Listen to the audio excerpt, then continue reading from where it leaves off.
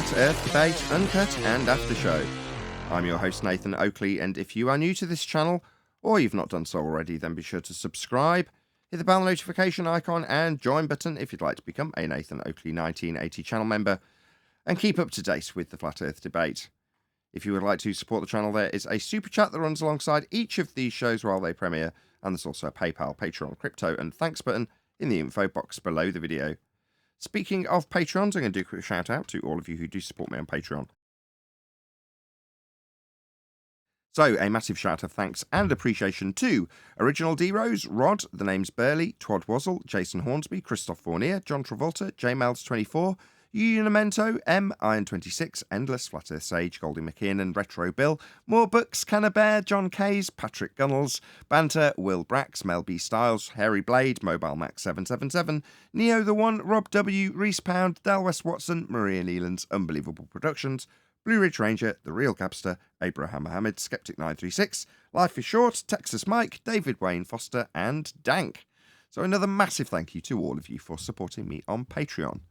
Now I will hand over to whoever is in Discord and Google so you can enjoy their dulcet tones while I set up for today's live show.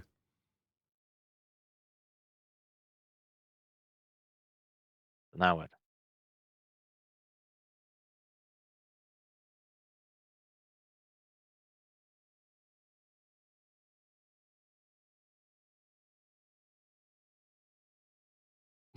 Well, I posted a review video. Why does the vacuum of space not suck away the atmosphere? Because vacuums don't suck. Pressure pushes.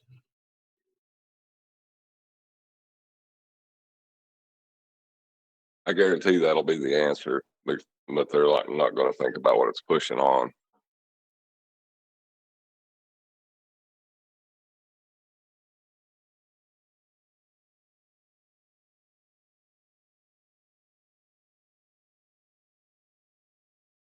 Have you been working on other videos, John? No, I don't really. By the time I have all the kids in bed at night, I'm exhausted. By now, Yeah, I don't blame you.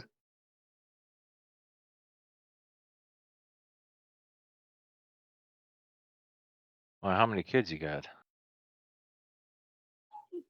7 total, 6 living with me. Righteous, Six. you don't hear the army? It's like an army over there. Yeah. Well done, John. Well done. I got 6 Good myself. stuff. Yeah, you too, Neil. Oh, you guys. What's wrong with me? So does that, hold on. Time that out. 7 over 6 Rugrats or what? I just said I got 6 kids. I only have 5. What's wrong with me? I have 2 daughters from a previous relationship and 3 boys. Are you hearing my GPS? Don't be dropping yourself in it, mate. Actually, I was thinking of my brothers. I have 5 brothers, but I have 5 of my own and 3 grandchildren.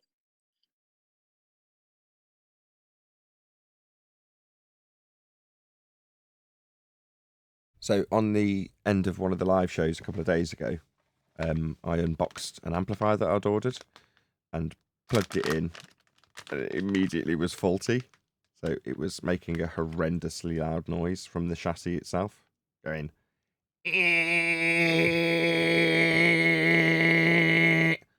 Other than that, it was really good. Anyway, Do you think it arrived damaged? I don't know. I suspect that the manufacturers used cheaper power supplies in it, and they're just buzzy.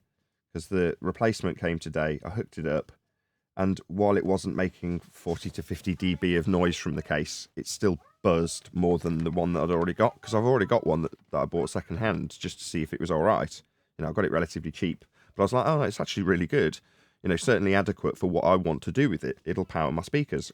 All I really cared about, can it power the speakers without blowing itself up? Yeah? So, does it sound as good as the old one? Which it definitely won't. That hasn't really concerned me. Just, will it be sufficient to power the speakers so I can hear the show for cheap?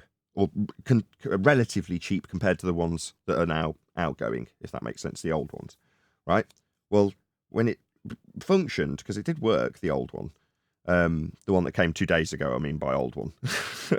But like I said, just made a horrendous noise. This one does buzz, but only if you're a foot away from it. That's acceptable. You know, it's not a high-end piece of hi-fi gear, so I can perfectly accept that the power supply will buzz a little bit. That's okay. You know, 3 feet away you can't hear it. That's fine because I'm 6 feet away from it. Do you know what I mean? So I can put up with little things like that to know that I've got a warranty on it. But immediately that paid off is what I was driving at here. Because I bought it new, it had a fault.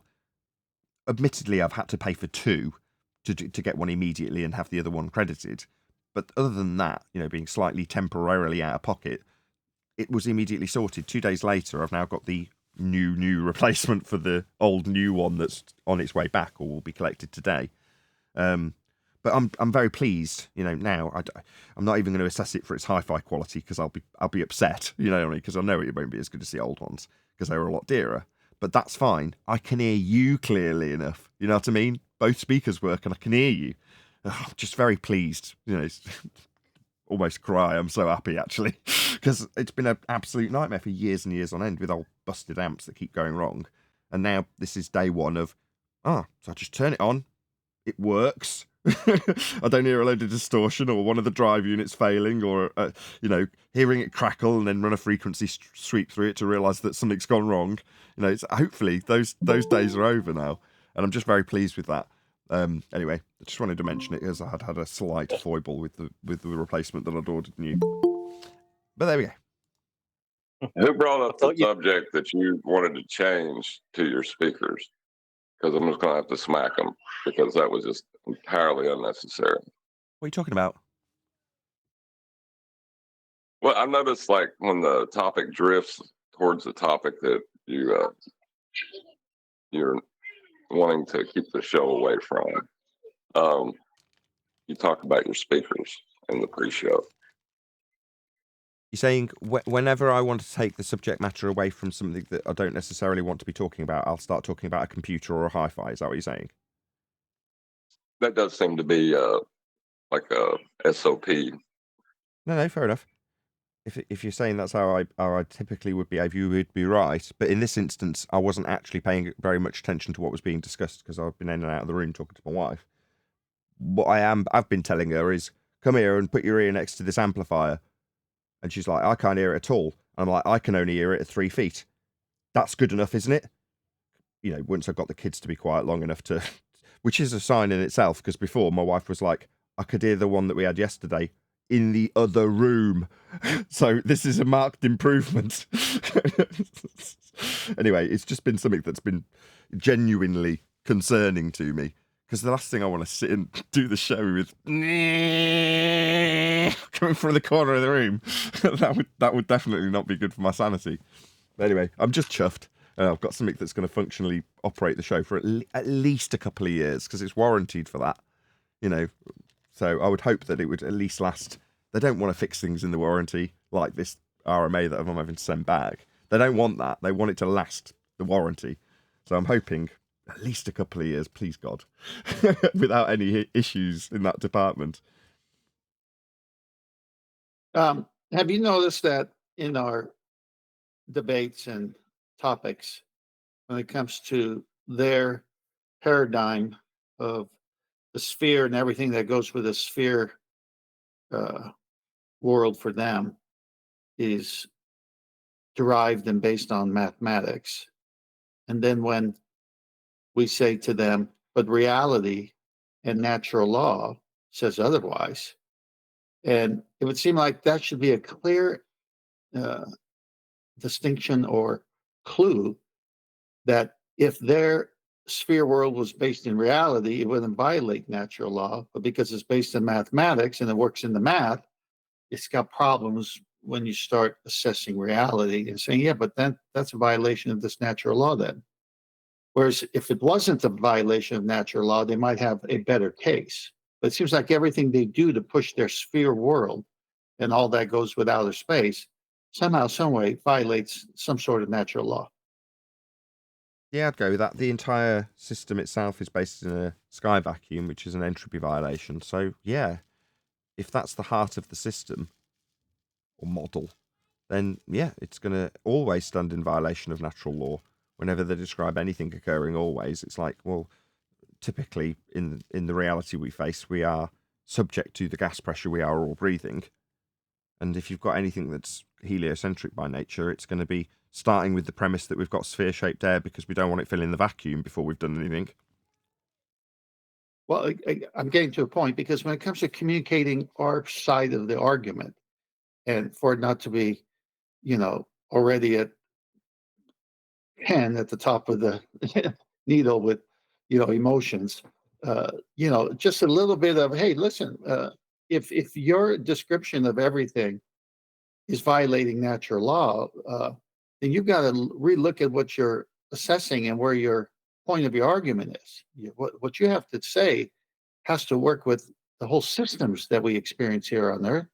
And so it can't violate natural law, and for you to still be right. And so to get them to at least say, you know what, that's a good argument point that I should consider before making a claim, is that if I'm going to say something, it better be in concert with natural law. But if it goes against it, then either natural law is wrong or I'm wrong. Yeah. Earth measured flat. Ball Earth. Entropy violation. Well, no radius. So it only exists in the math and the thought experiment. Indeed. Have we got a video we're going to cover today? Is this Yeah, why does the vacuum of space not suck away the atmosphere? How appropriate. I wouldn't say Earth curve exists in the math. I would say it's a misinterpretation of the math, but I wouldn't say it exists in math. No, you're right. No, It's just a calculation. Hold on. That's a sidestep from his previous statement. Previously, John, you've said you would accept the statement that Earth curve exists in the math below surface level. Would you not accept that as a correct and true statement? For them, yes, but in reality, it's just the curve underneath, I think, is trying to represent the angle to height ratio. That arc, as you rise in height, your viewing circle increases, but it's graphed out beneath it. So I think it's just a misinterpretation of that. Yeah, misinterpretation or intentional bastardization, though. Have they done it intentionally? I would say yes, based on the fact that mariners knew how the diffraction limit worked when they were trying to establish horizontal. To take those maths and put the word Earth curve in instead of horizon, to me, seems intentional. It also ties in with the timeline that we seem to have, which is a couple of 100 years max. Do you think it's that, or do you think because they keep showing a globe, then they have to say, well, we got to make it fit this globe, even though in reality we never have before? I mean, I can't disagree. Yesterday I was describing a path that you take as an anti-flat earther, right, with yourself, 10th, and the anti-flat earth path being one where you're trying to square circles.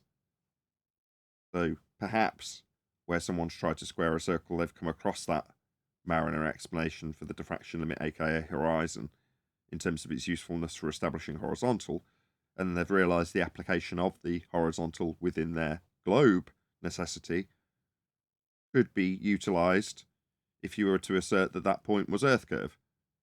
Obviously, you've then got to square that circle in the maths. So even then, I just see it as the squaring of that circle would be intentional at that point. I can't. I'm saying no because I've described the path of an anti-flat earther, but often we come to this point in the discussion where we have to sort of speculate whether or not it's deceit, whether it's intentional deceit or not, and we'll never really know. But we can only go on the behaviour of the people that we see around us, and there does come a point where you say, no, you can't really continually say this is cognitive dissonance or just a mistake, accidental, when it is intentional. Okay. Charles Flat Earth Math or Matthew, whatever his name was, learned. These are the people that I'm talking about. Well, let's change the anti-flat earther to just Joe Normie, who is in the field. Excuse me, hold on. let's just change it to Joe Normie. He is told he lives on a sphere, and the anti-flat earther is actually debating someone who's got some really good points like us. So that's two different crowds. So let's go with a crowd that has never debated it, but assumes everything he's told about it is true. So now he's got a degree in mathematics, he's got a degree in something, and he's smart. And he says, all right, so I've got to make this thing work on a sphere. How do I do that? So he's assumed he lives on a sphere. He's not anti-flat earther. So he talks as if everything must match a sphere. So he goes through all that. And then one day he runs across your show. He says, wait a minute. I really never thought about it that way. I've always thought I had to make it match the sphere, which I thought was reality. So I think a lot of people, the way they talk and the way they, engage in this matter, and we hear all the time, well, I mean, you think everyone would be on this lie? Here I've been trying to match everything to a sphere because I'm thinking that's my reality. But you just brought up some good points, like where's the R value? And I've really never looked at it that way. So that's an honest guy talking to you. Yeah. Oh, yeah. We have those examples in spades, don't we, Tent? Well, that's my point. It's like if we can learn the communication skill, and of course, sales being communications, is to post questions in such a way to where it gets them in that place. I mean, if they can be in the place where they're doing math for a sphere that's not reality, we could put them in the place where they're saying, huh, I really never thought about it that way. And I think it's that. For a lot of people, it's that. And that's the greater number of people we can reach. I don't care about the anti-flat earthers or the Danny Faulkners who have 40 years of astronomy to protect and books he's written already. Well, the thing is, you're talking about getting them to ask questions and to question the authority that they believe give them the ability to ask questions. It's almost like it's impossible for them.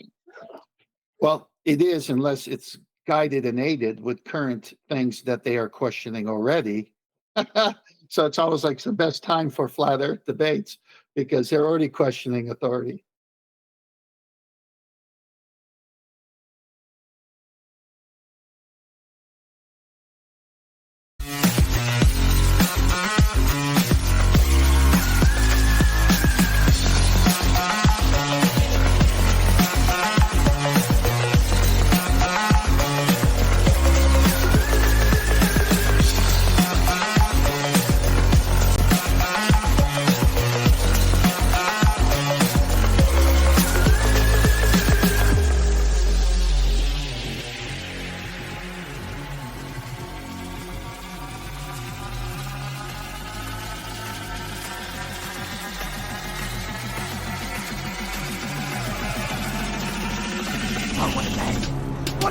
Welcome to Flat Earth Debate Live.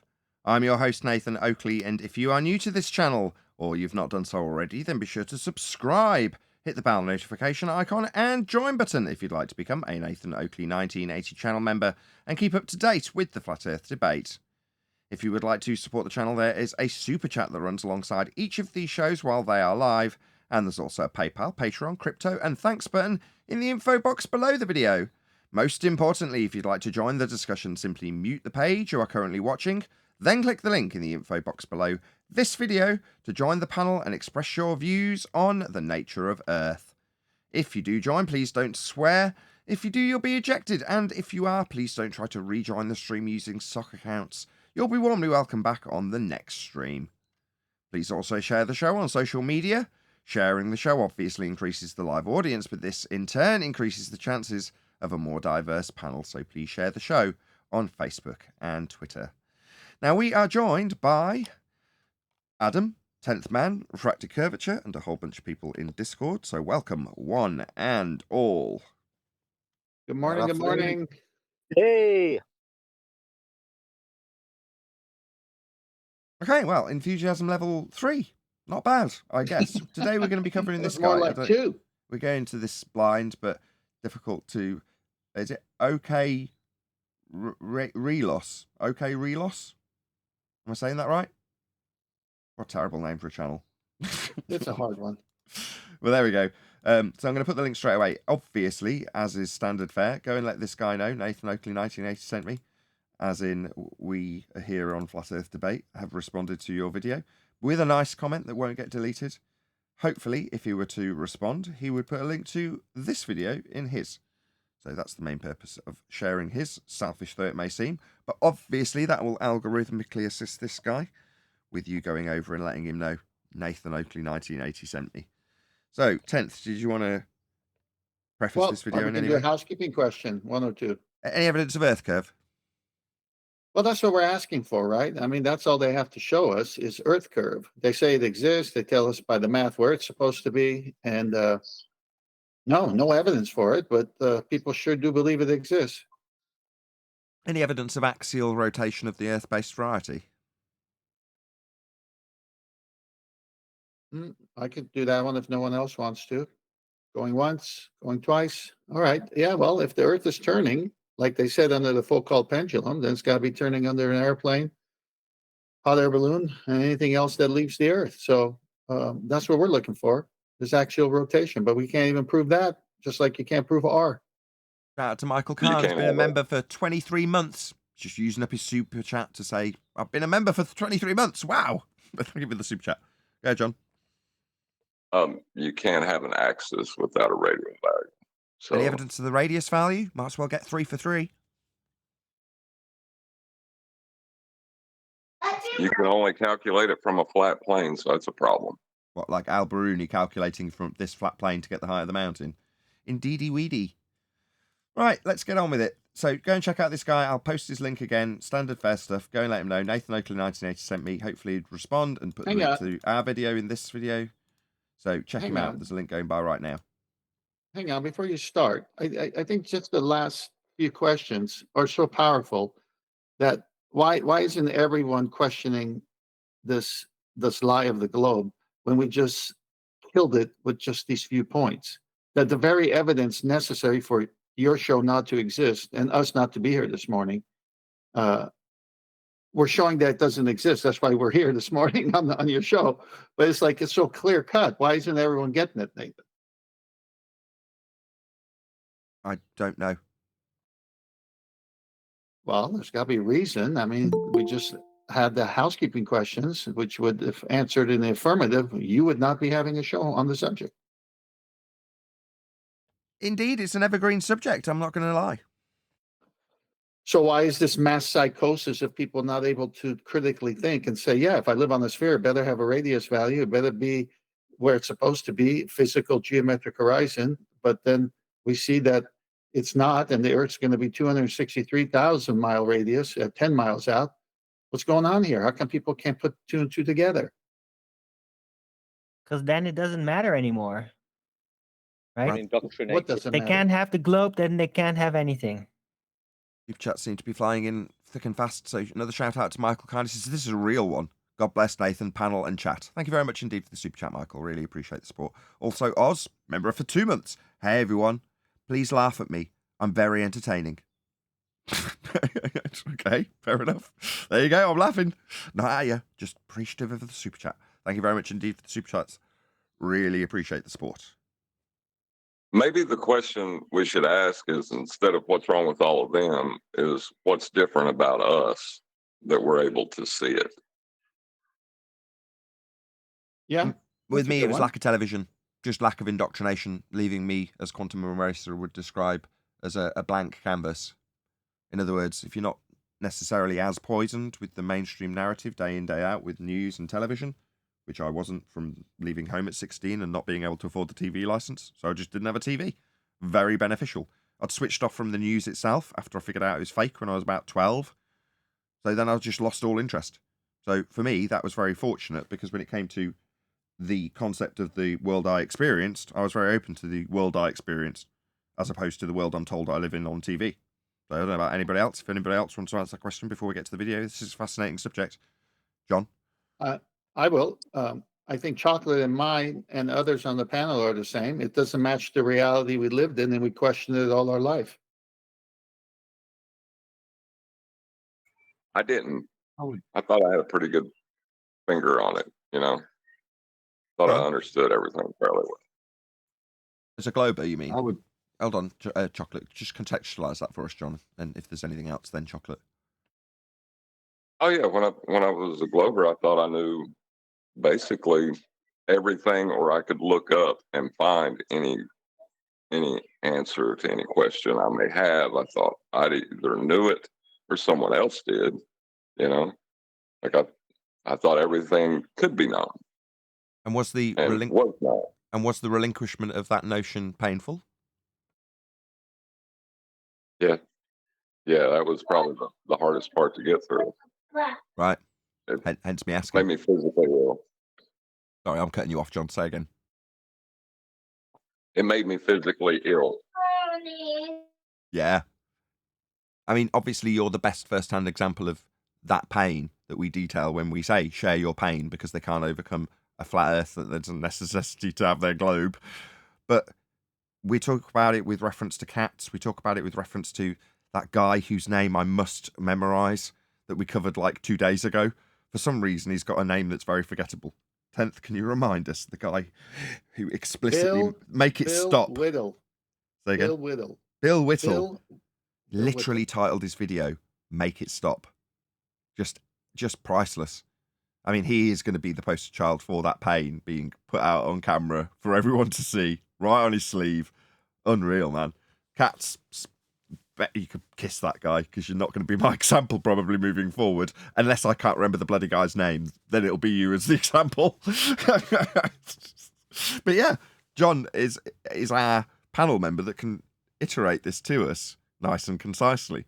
The notion of not knowing when we describe the anti-flat Earth path is the path of, it's terrifying to not be able to disseminate how everything in the known existence works. You know, they even tell you back when you were a normie for us on the panel, or for you if you're a normie watching, or if you're an ex-normie anti-flat earther who's fell down that hill, they tell you they want their theory of everything, don't they? Yeah? They want to be able to explain everything so you don't have to worry your precious little head about it. That's what this is all about, right? Now, the reverse, for me, was true. When I found out it was flat, thanks to Math Powerland, shout out to you, and your clay that you're selling now, hope you do well. I went in and woke my wife up with excitement and glee. I was really excited about the notion. Suddenly things made more sense. Suddenly I was a bit more excited about the world I lived in. The notion of not knowing, to me, is exciting. Wow, hope I find out. Anybody else want to go? And then we'll come to this video. Didn't think this would be the start of the show, but it's good. I was going to add, flat Earth's a secondary thing to my kind of eye awakening. It was more evolution, biology, and realization of the creator there that kind of, and the point of that realization was it came from excessive detail, realizing the answers weren't there, and coming to your own conclusions about what information was and how the hell DNA worked. So by the time I got through that, which was in a way to reject a lot of my training, if you see what I mean, when somebody went to me, it's flat, Adam, just to wind me up, I went off, I think like most people do, disprove it. But as soon as I saw it weren't there, it was quite an easy transition, because it wasn't as paradigm. It is paradigm shifting. It completes the circle for me, but it wasn't the key step. I'd already started to question it. I'd say from a different position, not from ignorance and not being exposed, but overexposure. So the opposite to you. But then flat Earth was easy after that, I think, really, because if you're accepting everything you're being told is a fib, to see another fib. And this is the good thing of it. It kind of joins it. I say it completes the circle. This is one you can verify. All the evolutionary and biology and that sort of stuff is still hard to grasp. But you can go out there and you can see the lack of curvature. And that's why I bought my P900. Just to finally just to see it myself, not other people, but for me to see it, that it's true. Yeah, I'd already done all that. I owned a telescope, you know, and I'd pointed it towards the horizon because my folks lived on the top of a hill. You know, I tried to see a tower that was miles away. I couldn't name it if I tried, but I remember my dad pointing it out, how far you'd have to have a really clear day to see it, and setting up the telescope and trying to see it. All those sorts of things I'd already done. So I had no desire to go out and buy a P900. Actually, I sold my telescope shortly after coming to Flat Earth because I'm like, yeah, I've not, don't get me wrong, there was things that I hadn't done. You know, I was more keen to do things with smaller aperture cameras, so like camera phones, because they were far more useful in terms of proving how these effects work on the micro scale. You know, if you can show diffraction limits with a small aperture because you've got the Rayleigh criterion and effect with a smaller lens coming in quicker, basically, the limitation to the angle is going to cause that effect quicker. Back in the day where I felt the need to actually explain why the horizon does that, now, no. Why would I explain that? That's your claim, with your hill, with boats falling over it now, isn't it, for you globe believer? You explain it, I'll debunk it, then I'll laugh and walk away. Yes, I do know what the diffraction limit is. Yeah, does it matter? Do I need to explain it to you? No, I don't. It's not necessary for me as a flat earther. I can utilise the horizon to establish a horizontal, but that's not explaining why boats fall over it in your estimation as a globe believer. So times have changed drastically. But in terms of the use of cameras, I can totally understand everybody rushing out and getting a P900. I had a different attitude. So there's certain things that would be occurring in, specifically when observing stars, that people were putting out. I'm going to have to name and shame, I think it was Eric DeBay. But again, quite an early video was me debunking the notion of these wibbly wobbly stars that people were getting in P900s. Like, that's not what they look like. Well, that's not what they look like to me in a telescope, let's put it that way. After you piss around for hours and then trying to get the damn thing just to be in the scope, when you finally get it in focus and you can finally have a proper good look at a star, number one, you don't forget it because it's taken such a lot of effort to get there with a manual telescope. But number two, you remember it. And as soon as I saw that stuff coming out from P900s, I'm like, nah, this is wrong. It's out of focus. There's something incorrect here. And I remember watching someone else who knew a lot more about cameras. Me, I'm reasonably good with cameras. I used to sell them. One of my first jobs was working in a camera shop. So I'm reasonably familiar with how cameras work. But in this instance, I didn't know how to solve the problem because I hadn't got my hands on one of those cameras to mess around with it. But someone said that you put a piece of paper in front of it or something like that. It just makes it refocus or something along those lines. And I remember someone showing me adjusted images from someone who knew how to use the P900 and they got it to look like I'd seen it through a telescope. I can't remember which star even, it was such a long time ago. But there was things like that I'd be more inclined to, things don't change, do they? To debunk the flat earthers' claims. No, that ain't right. Not as far as I'm concerned. And it wasn't like your average Joe Normie would be more likely than myself, from personal experience, to conform. Oh, I'm in a new group now. These people like DeBay know more about this than I do. Me, I was like, nah, not buying that.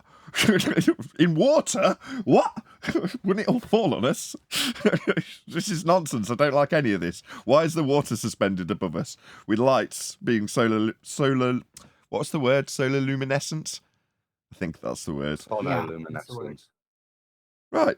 There's a load of crap. Say again. That's the feast of nonsense, right? Yeah, that's the feast of nonsense, all right. Sorry, John. I'm agreeing with you so much. I'm doing what I tell my panel not to and cutting you off by agreeing. I'll shut up. After I shout out towards Wassel. Shout out towards Wassel. Gifted membership allocations are random, Nathan. Oh, thank you for letting me know. I didn't know. So if you're just in the chat, when someone gives memberships, there's a good chance you'll just get it assigned to you. Oh, well, I didn't know. Who's got their screen presented? After John, whoever that is. Go ahead. John, sorry to interrupt you. The dancing lights prove... Right, the dancing light of the star, of not properly focusing on it, it proves that the Earth is a star in a jar. It proves that somehow. Oh, this brings me back. Go ahead, John. Well, I was going to say, that buffer area of correlations and logical fallacies, all of those misnomers that people grab onto when they first come to this subject, it makes it really hard to figure things out because it confuses you with nonsense and sends you off in a bunch of wrong directions, It's why the anti-flat earthers, when we use that analogy, have their guns pointed out away from us. It's because outside of them is the feast of nonsense. So it's like another layer that keeps us hidden. Gotcha. And you can have people refuting the feast of nonsense on the globe side, keeping it nice and contained, one onion layer up. Yeah, I agree. Again, how that's how that's organic. I fail to see. It just seems like that would necessitate some form of orchestration, would it not? That's maybe just me being a conspiratard. I don't know. Maybe Yeah, men it's have not naturally organic. formed that Definitely layer. pesticides involved. Well, hold on. There's definitely an intelligence involved. I don't think it's a human intelligence. Oh, really? What the hell are you babbling about, John? Well, Any evidence for non-human intelligence? Yeah, there's definitely dolphins, evidence for a God. We're not talking about that, though, are we? Unless you're talking about God and the creator, the original knower. well, either the original knower or some like algorithmic design within his own mind that helps govern functions within our reality. Well, One of the two. Something that we could later crudely describe with natural laws, you mean? Possibly. At the beginning of entropy, God is there, right? Smiling. So, yeah, I don't see why not. Maybe there is an external entity that's keeping these things ordered in a way that they are balanced, perhaps, let's say. And therefore, Right, perhaps we are deemed to be balanced under the onion skin of people who make a lot more money on YouTube than me. And I'll just have to accept that. But within physics, within physics, you can't prove that God is an intelligence that we can interact with, right? We can infer it. We have the ontological primitive. It's absurdly logical. It's like the only way it could be. But there's no proof that it is like a participating intelligence. It's a designing original intelligence, as far as we can determine. Honestly. The existence of the physical itself is dependent upon the existence of God. Yes, but my point is, it's not an intelligence that we literally can interact with right now as an intelligence, right? The intelligence is the manifestation of everything, but it's not an interactable intelligence like that, right? Okay. We just infer it. Sorry to interrupt. Just shout out a couple of super chats. So shout out JMiles24 says, feel free to take at least 4 more hours to work this out. Thank you for the super chat. Really appreciate the support. Also, Goldie, who's a mod over on Growing Up in Scientology. Great mod. She's been emulating Divergent Droid's moderation style, shall we say. Shout out to you for gifting a membership. Really appreciate the support. Thank you very much, both of you. Can we get into whoever's got this blank screen on? Because it's, I just want to say, whoever's got this blank screen on, I want to cover that because it's currently just making the stream have a blank stream.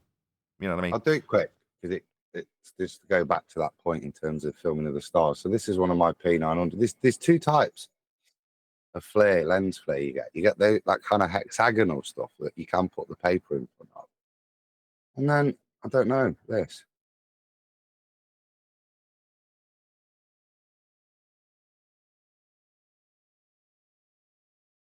Now that is more the sonoluminescence effect, right? As opposed to that hexagonal lens flare that you can get. So I've had both. This is much harder to keep in and get it to do it, but you can see there's something very different there, and you can almost see cubes,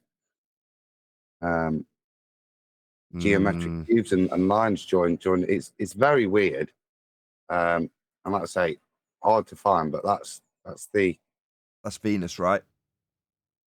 I don't know. I don't know what it was.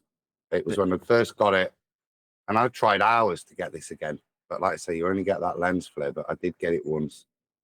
Yeah, like I say, this is not what I saw in my telescope. So this is what I took issue with, actually, Adam. I know you said. Yeah, no, I wouldn't say what it is. I'd just say I get 2 different things. It's hard to resolve. It's moving.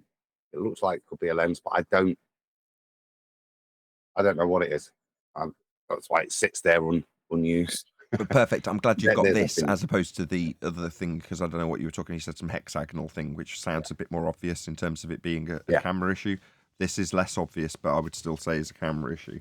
Because it's not what it, like I say, this is never the view I got. I never got this. Now you're saying it was hard to get and you couldn't get it again. Meh. Okay, fair enough. But I spent plenty of time in the telescope. I've got plenty of views of stars of varying types. I don't know. Maybe this is an effect that could be replicated time and time again with a telescope that's not got any digital interaction. But I certainly didn't see it. Let's put it that way. Nathan, can I give a comment on the previous subject? Yeah, sure. All right. Well, for the Christians, the scripture in Colossians chapter 1 gives indication of what holds everything together. He is the image of the invisible God, the firstborn of all creation. For by him all things were created in heaven and on earth, visible and invisible, whether thrones or dominions or rulers or authorities. All things were created through him and for him. And he is before all things, and in him, this is a key verse, all things hold together. So the Creator definitely has created creation, and he holds all things together. I mean, it wouldn't be here without him. So whatever the mechanism is, he's in charge. Over 100 people watching. Woo, woo, woo. Please share the show. Massive shout out to all of you who smashed that share button already. That's the only reason we've got over 100 people watching. So thank you very much to all of you who shared. Now, in my haste, in an attempt to get straight on to the reaction to this video, we're now 25 minutes into the live stream. That was me trying to break straight into it after the intro. Nope, definitely not going to happen. But I think it was worth it. Hopefully the audience will agree. Anyway, we are going to get into this now. So I'm going to do it again. I'm going to say, go and check this guy out. And this time I'm going to say, go and do it like immediately. So like as we're talking, go and say to this guy, Nathan Oakley 1980 sent me, leave a nice comment so it doesn't get removed. And you can see, as I've put it in there right now, his link in the live stream chat. Now, everyone else, don't stop me starting this video because I do want to actually get onto it. Okay, so I am going in blind as always. Why does the vacuum of space not suck away our atmosphere, begging the question, sphere-shaped air? Okie doke. Well, let's do this. Once I've adjusted the size of the screen a little bit. Hi. About a year ago, I made a video about long-distance photography, and I got a lot of comments on that one.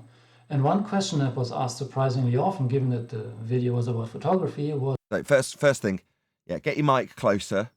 And if you're going to do it in a room with completely bare walls, mic as close as possible, gain much lower. Because I can hardly hear what you're saying. It's just a load of room noise.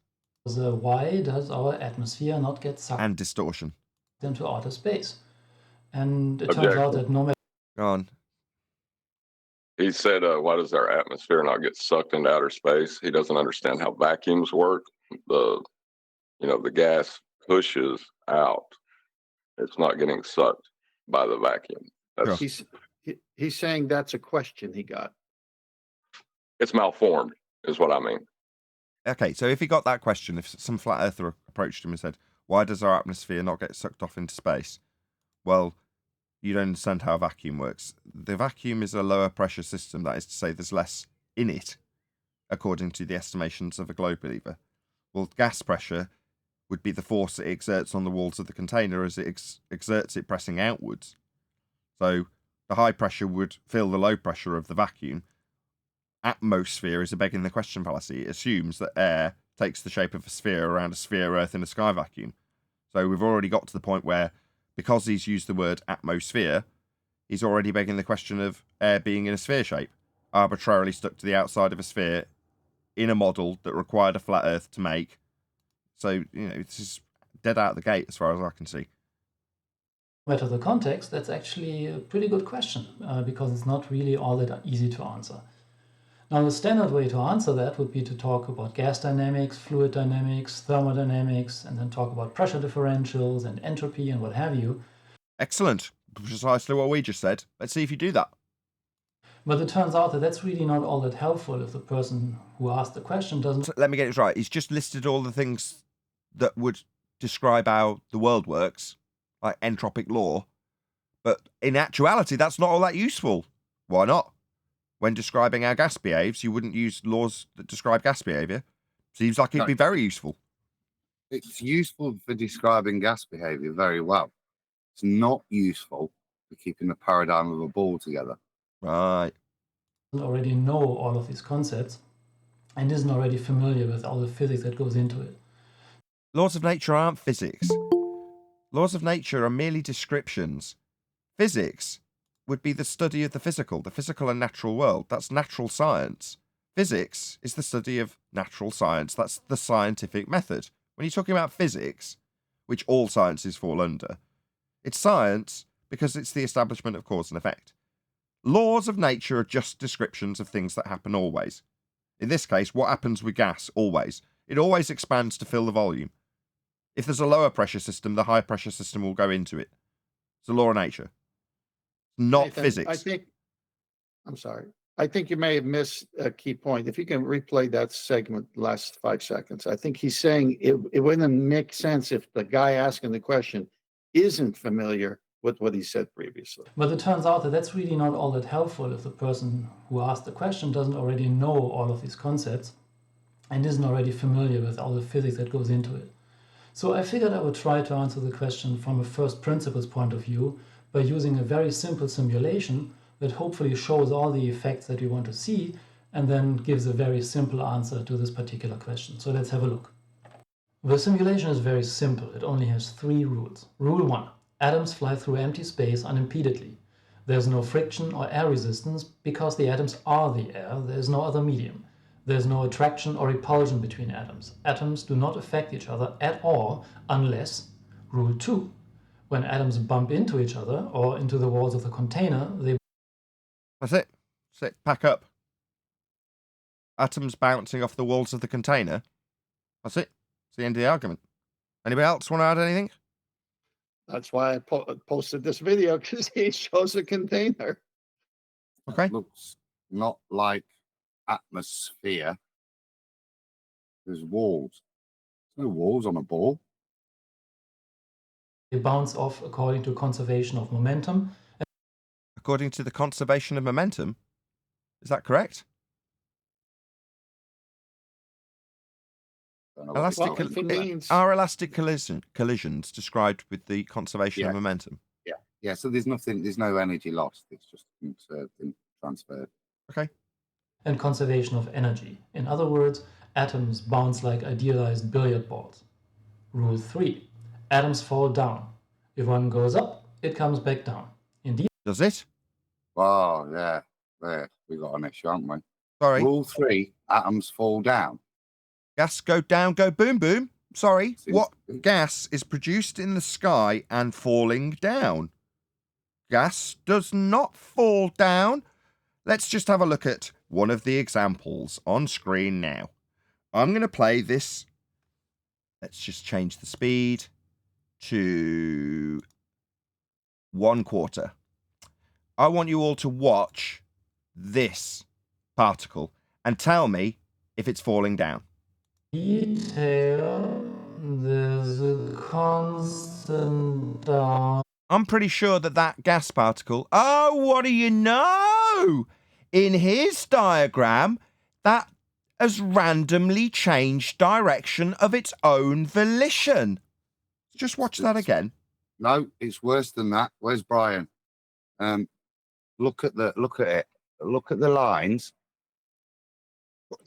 and look at the collisions. Now, if these are truly elastic collisions, they should be straight lines. None of them are straight, look. They're all arcing because there's a downward force being applied. So after the collision, look, everything starts to arc. There's no straight lines whatsoever. This is not gas behavior that's being described here. Also, the idea that it falls down is wrong. He should be saying that the Earth is rising up if he wants to stay with Einsteinian. No, but look, he's That's the putting atoms themselves. a downward vector in this. He is claiming gas go down, go boom, boom. You can see from the shapes of the lines and from rule number 3. The only way atoms can fall down is and this, see, you see the light when they're going up, you can see they start to arc down like a NASA rocket going into space.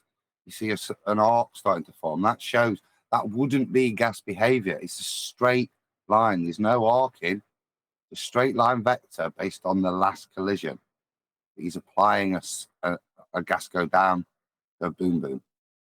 So this is just pointless because it's not simulating gas behavior that he can then take to his ball earth. It's simulating ball earth gas behavior with gravity or something, creating rule 3, which is in defiance of gas behavior. Awesome, And- awesome, Adam. You picked it up so quick. That's great. Just one sec. I just want And to it's shout out also- Goldie. Just one sec. Goldie says, in addition to the other important truths I've learned in the last few years, one of the most important is never use GoFundMe. Give Send Go is a great alternative. Heart, heart, heart. So given that I've currently got a GoFundMe campaign going, I think I might close down that GoFundMe campaign as it started on its arse anyway. But thank you very much indeed for the super chat, Goldie. Really appreciate the support. Thank you very much indeed. And I will take it on board. I won't do any more GoFundMe campaigns. There will be Give Send Go in the future. Thank you very much for the super chat. I wish I would have known about that. Either way. The principle that he's basing that on, the idea of going down, is over 100 years out of date, and that's not what heliocentrists claim. I don't know what he's doing. Well, maybe you could show us an example. Can you show us gas falling down? So perhaps when I gave it as a flatulence example, and I'll just give the same example again. You know, how many times have you noticed that those farts fall down to the ground with a curved trajectory? Well, they don't, do they? Gas isn't falling. It disperses in all vectors to fill whatever volume it's got. It moves in all directions. It doesn't have an additional downward bias. Gases don't go up and then in this description suddenly decide that, no, I'm just going to fall back down again like a solid, bonded, bouncy ball moving through air. That's not gas behavior. This is deceitful. Nathan, if he's created this model to show how gas go down because it's got a bias downwards, well, then he doesn't understand gas behavior, and this is deceitful. Nathan, this is what It's also 100 years out of date because that's not what the higher level of heliocentrism claims. They're claiming that the Earth is rising up, the gas is dispersing, but Earth is rising up beneath it. Yeah, 108 Nathan, years this out is of a date with perfect- mass attracting to the mass of Earth. So gas that has mass has got a downward bias because of the mass of Earth. Well, yeah, 108 years out of date. Go ahead, 10th. Sorry. Thank you. I'm sorry. This is exactly a perfect example of what we talked about earlier, when what they try to describe goes against natural law. So here he's got a container, which you need for gas pressure. He starts off okay, and then all of a sudden he inserts something that has to be inserted because what they say can't work. It's a violation. And so they have to put these arcs. And as Adam spotted it, that's not what gas does. So they change everything to match the paradigm rather than letting actual facts and true experimentation of any kind dictate reality. They have to, everything has to match the globe and everything that goes with the globe. So John's point is good. Adam's point is good. This guy has a container. He's got gas pressure, but then he changes gas laws to say we live on a sphere.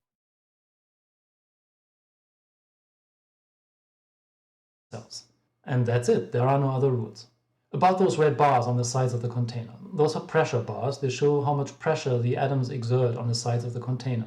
You can see that there's a small pressure spike every time an atom hits a side of the container, and the size of the spike is proportional to the horizontal velocity of the atom. This will become important later.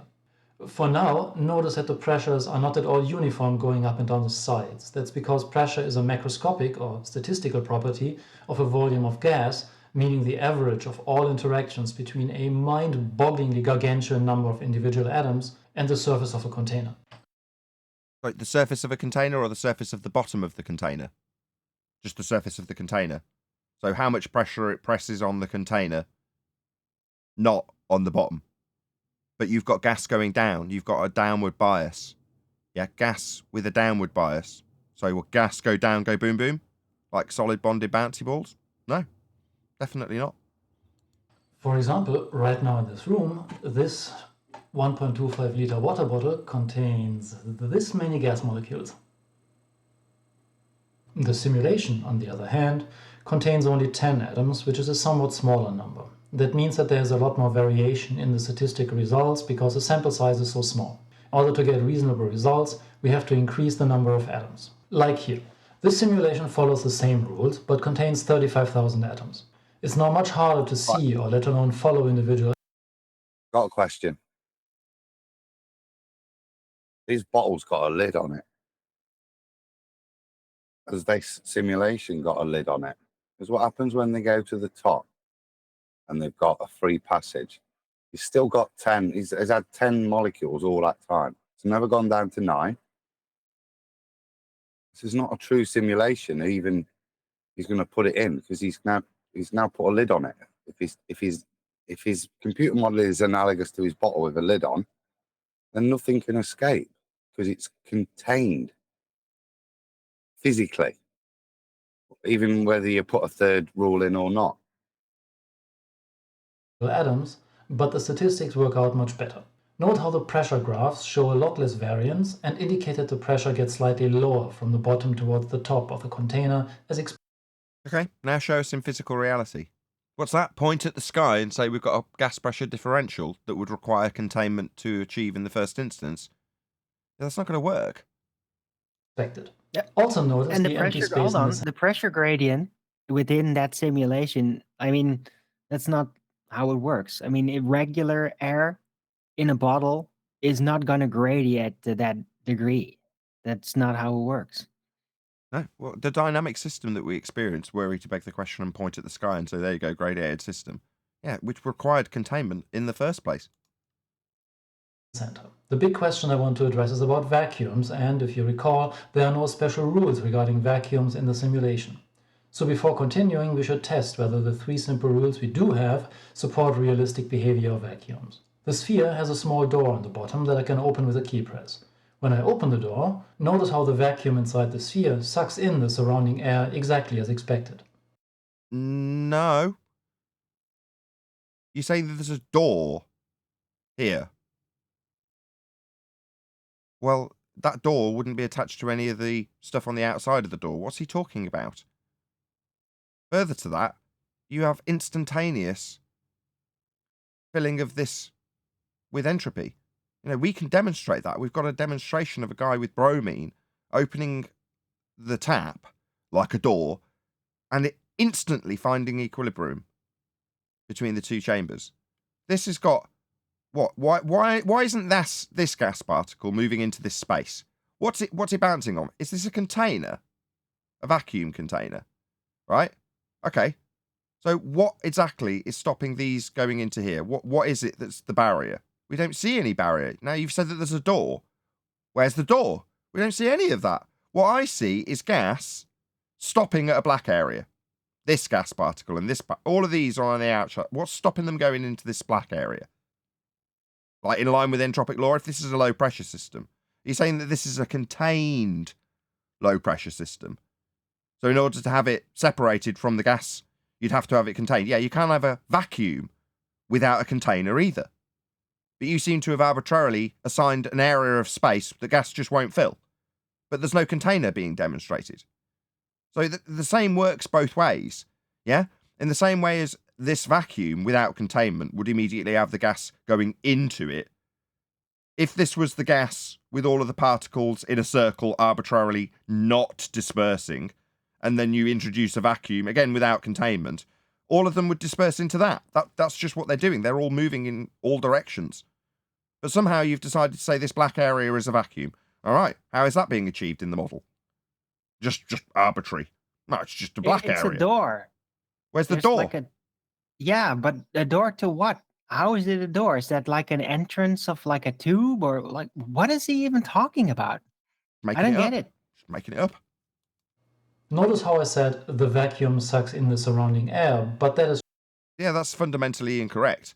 You saying that vacuums suck in air? No. The gas particles, when they go to the gap, they go through it.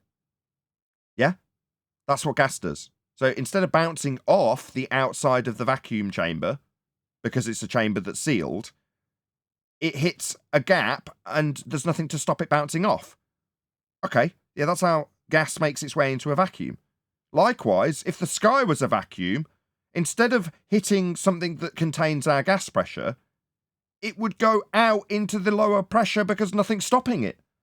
So space is immediately debunked. It's just this model, which is meaningless, when we can show people actually dealing with things with gas at pressure and vacuums next to them in a physical demonstration. We don't need this computer simulation. We can show this.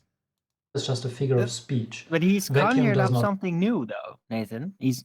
Remember sphere-shaped air, atmosphere? Well, now he's conjured sphere-shaped vacuum in Yeah. the middle of a gas pressure situation. That's new.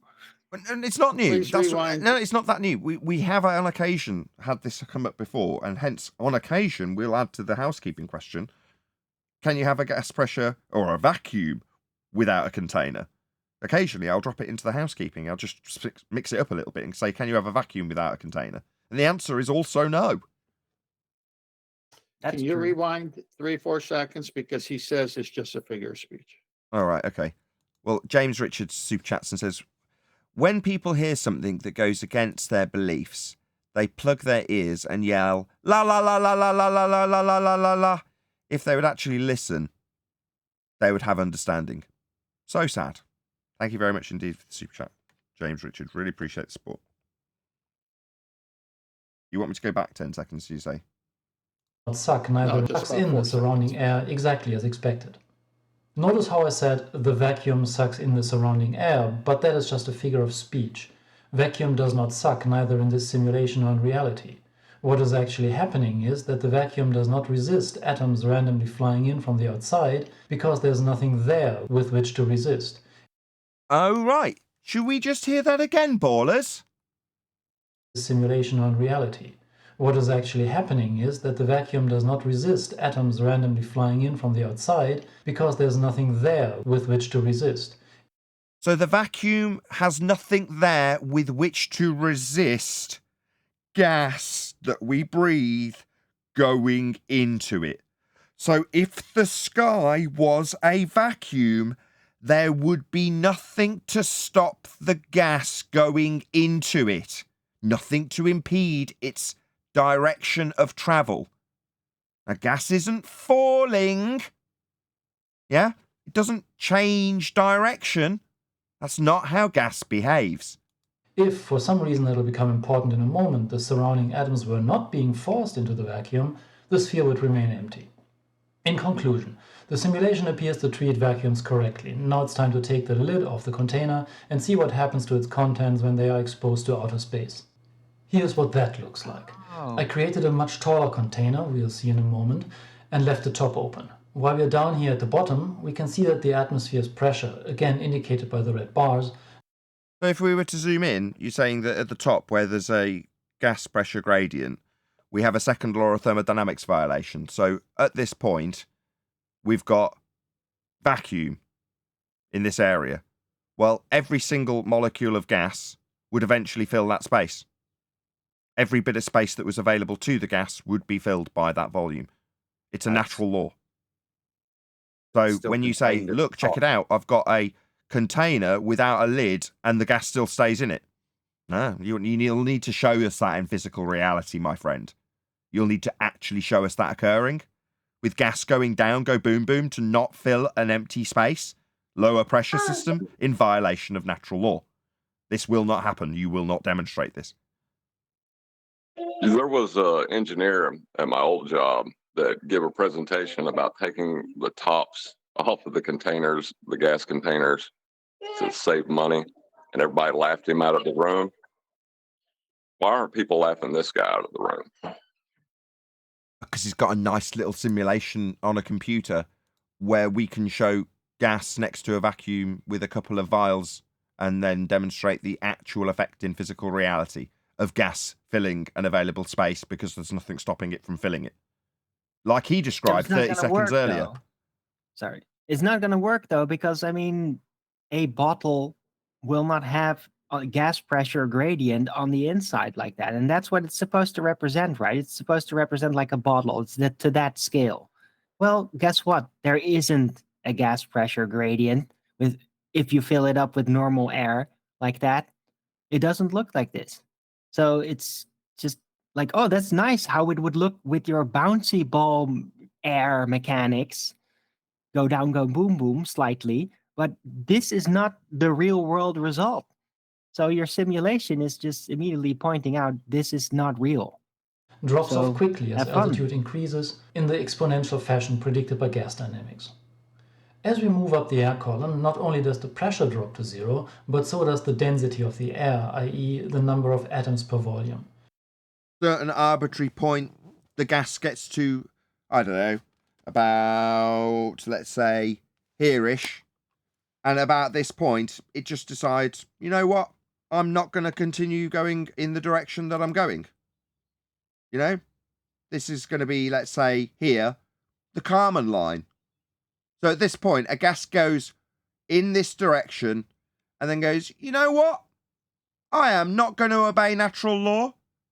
I am not going to obey the elastic properties that the collisions with the walls of a container would dictate. I obey. You know what? I am going to stay here at the Kármán line, eat a few cakes, and then fall back down again. Well, that would involve the gas particle reaching zero velocity before it changes vector and goes down. I'm Sorry, about a go on. minute ahead, Nathan, just looking at this. That's exactly what is going to be described in this computer program in a minute. You're going to see gas particles hit zero and start coming back down.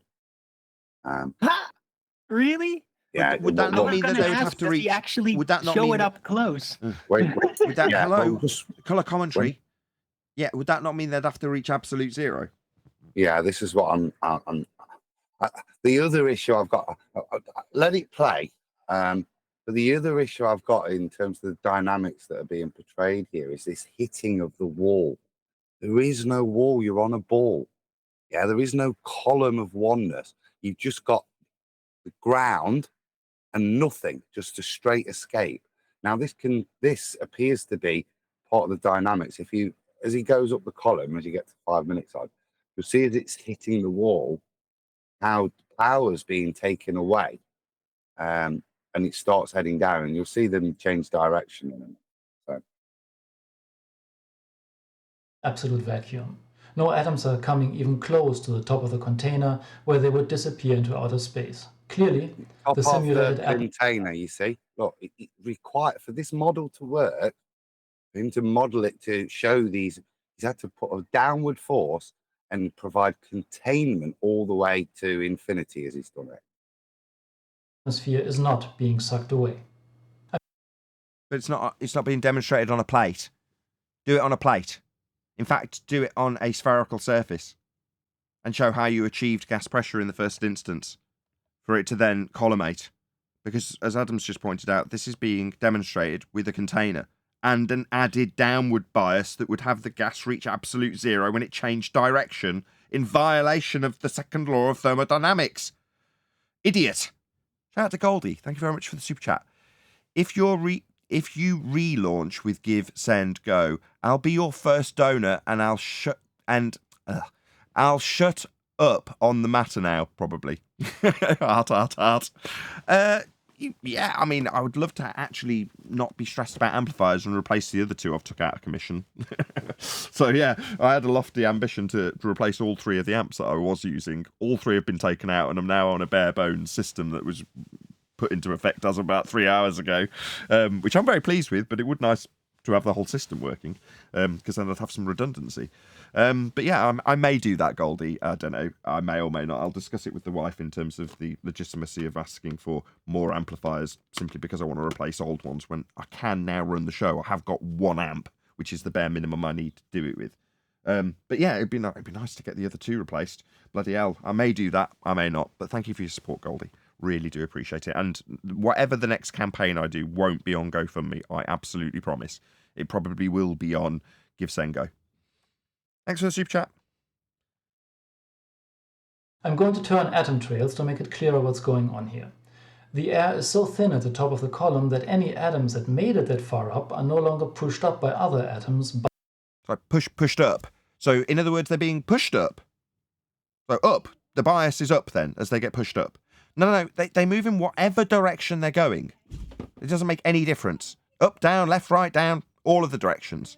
The difference is that when they hit something, the ground or the plate, if this demonstration didn't have a container, yeah, would be that they'd hit the ground, and then it doesn't matter which vector they go, because all vectors are space. So all gas would instantaneously be in space. NASA even defined space as starting at sea level. So where do they go? Do they go up and hit the sides of a container? No. There's nothing to hit. In fact, the ground's falling away at 8 inches per mile squared. So there's less and less of to go further away if they're going in anything other than a directly upwards vector. Yeah, they're going to go into space because there's no containment to achieve gas pressure in the first place. This is what I want you to look at. Watch them hit as we're going up to the top of this column.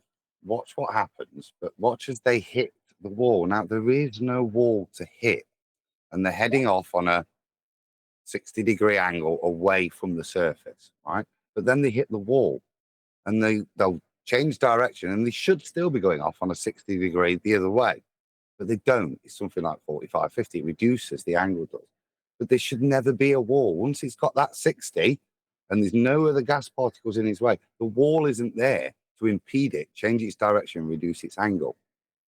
But that appears to be what's happening in this modeling. And if you watch, you'll see how the angle it hits reduces, and this downward vector they're putting in will slow and then change the total direction of some of the molecules.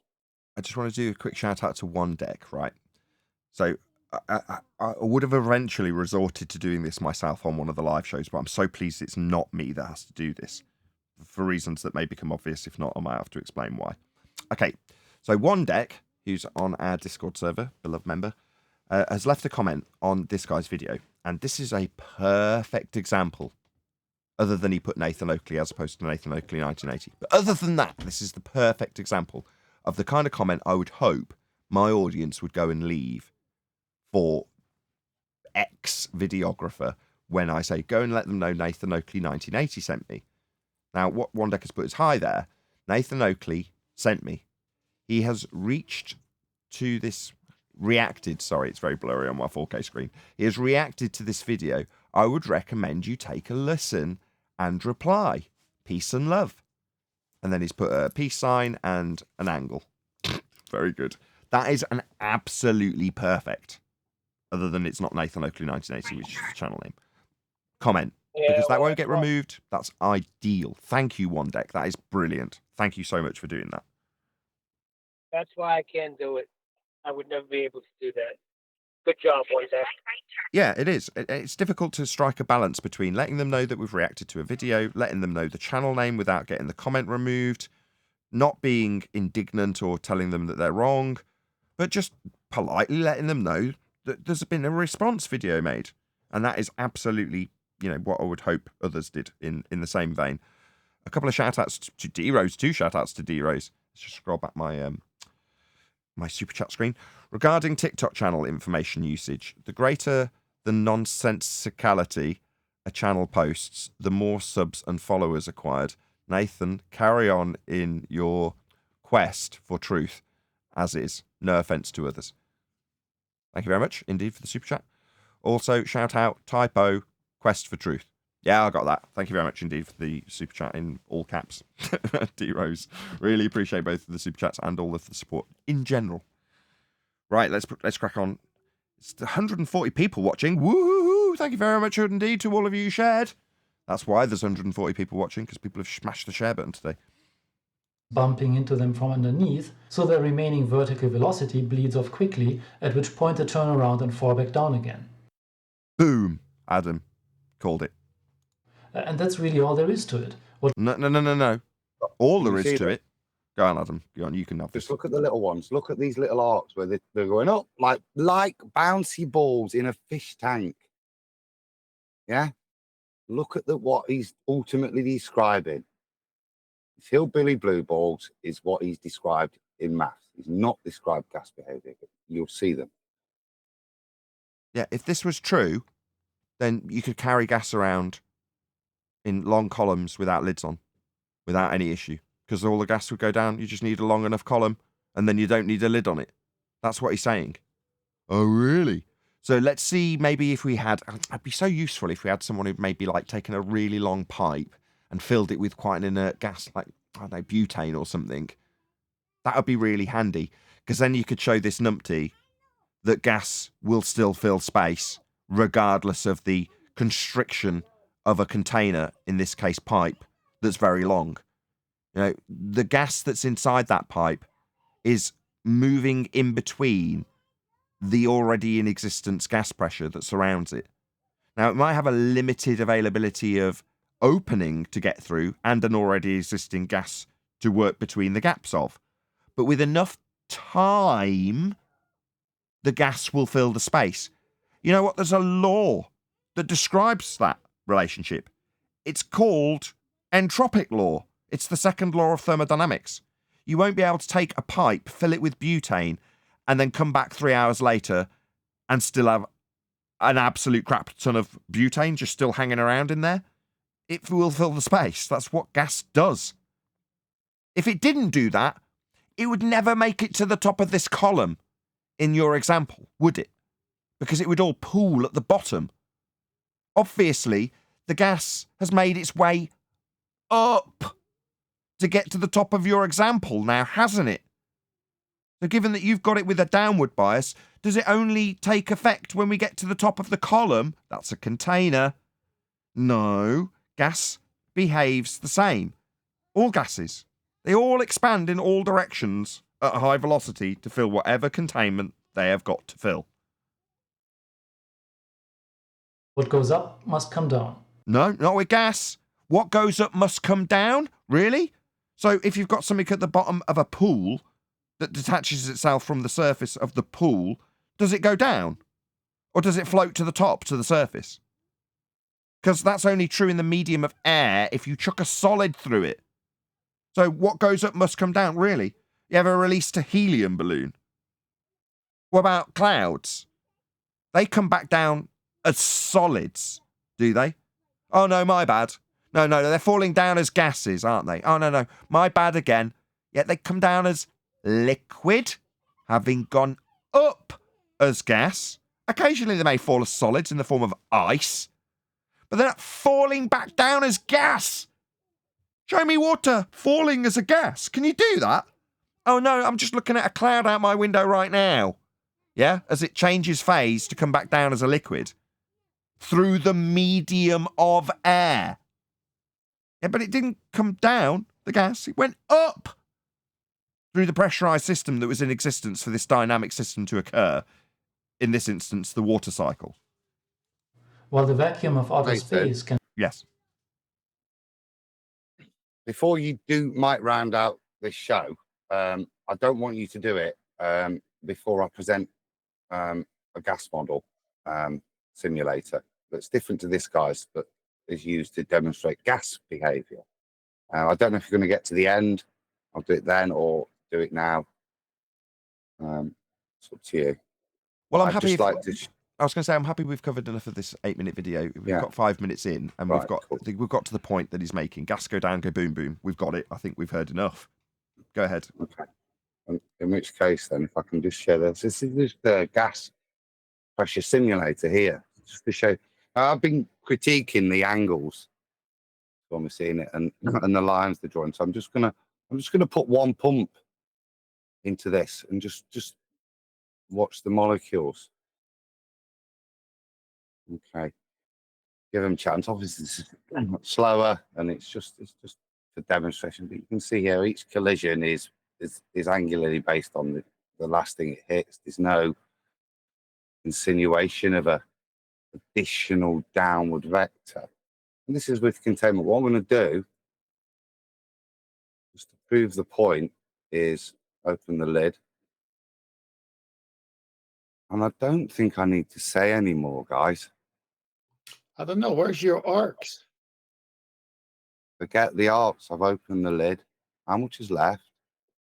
How long have we been going for? 5 seconds. Demonstrates gas behavior.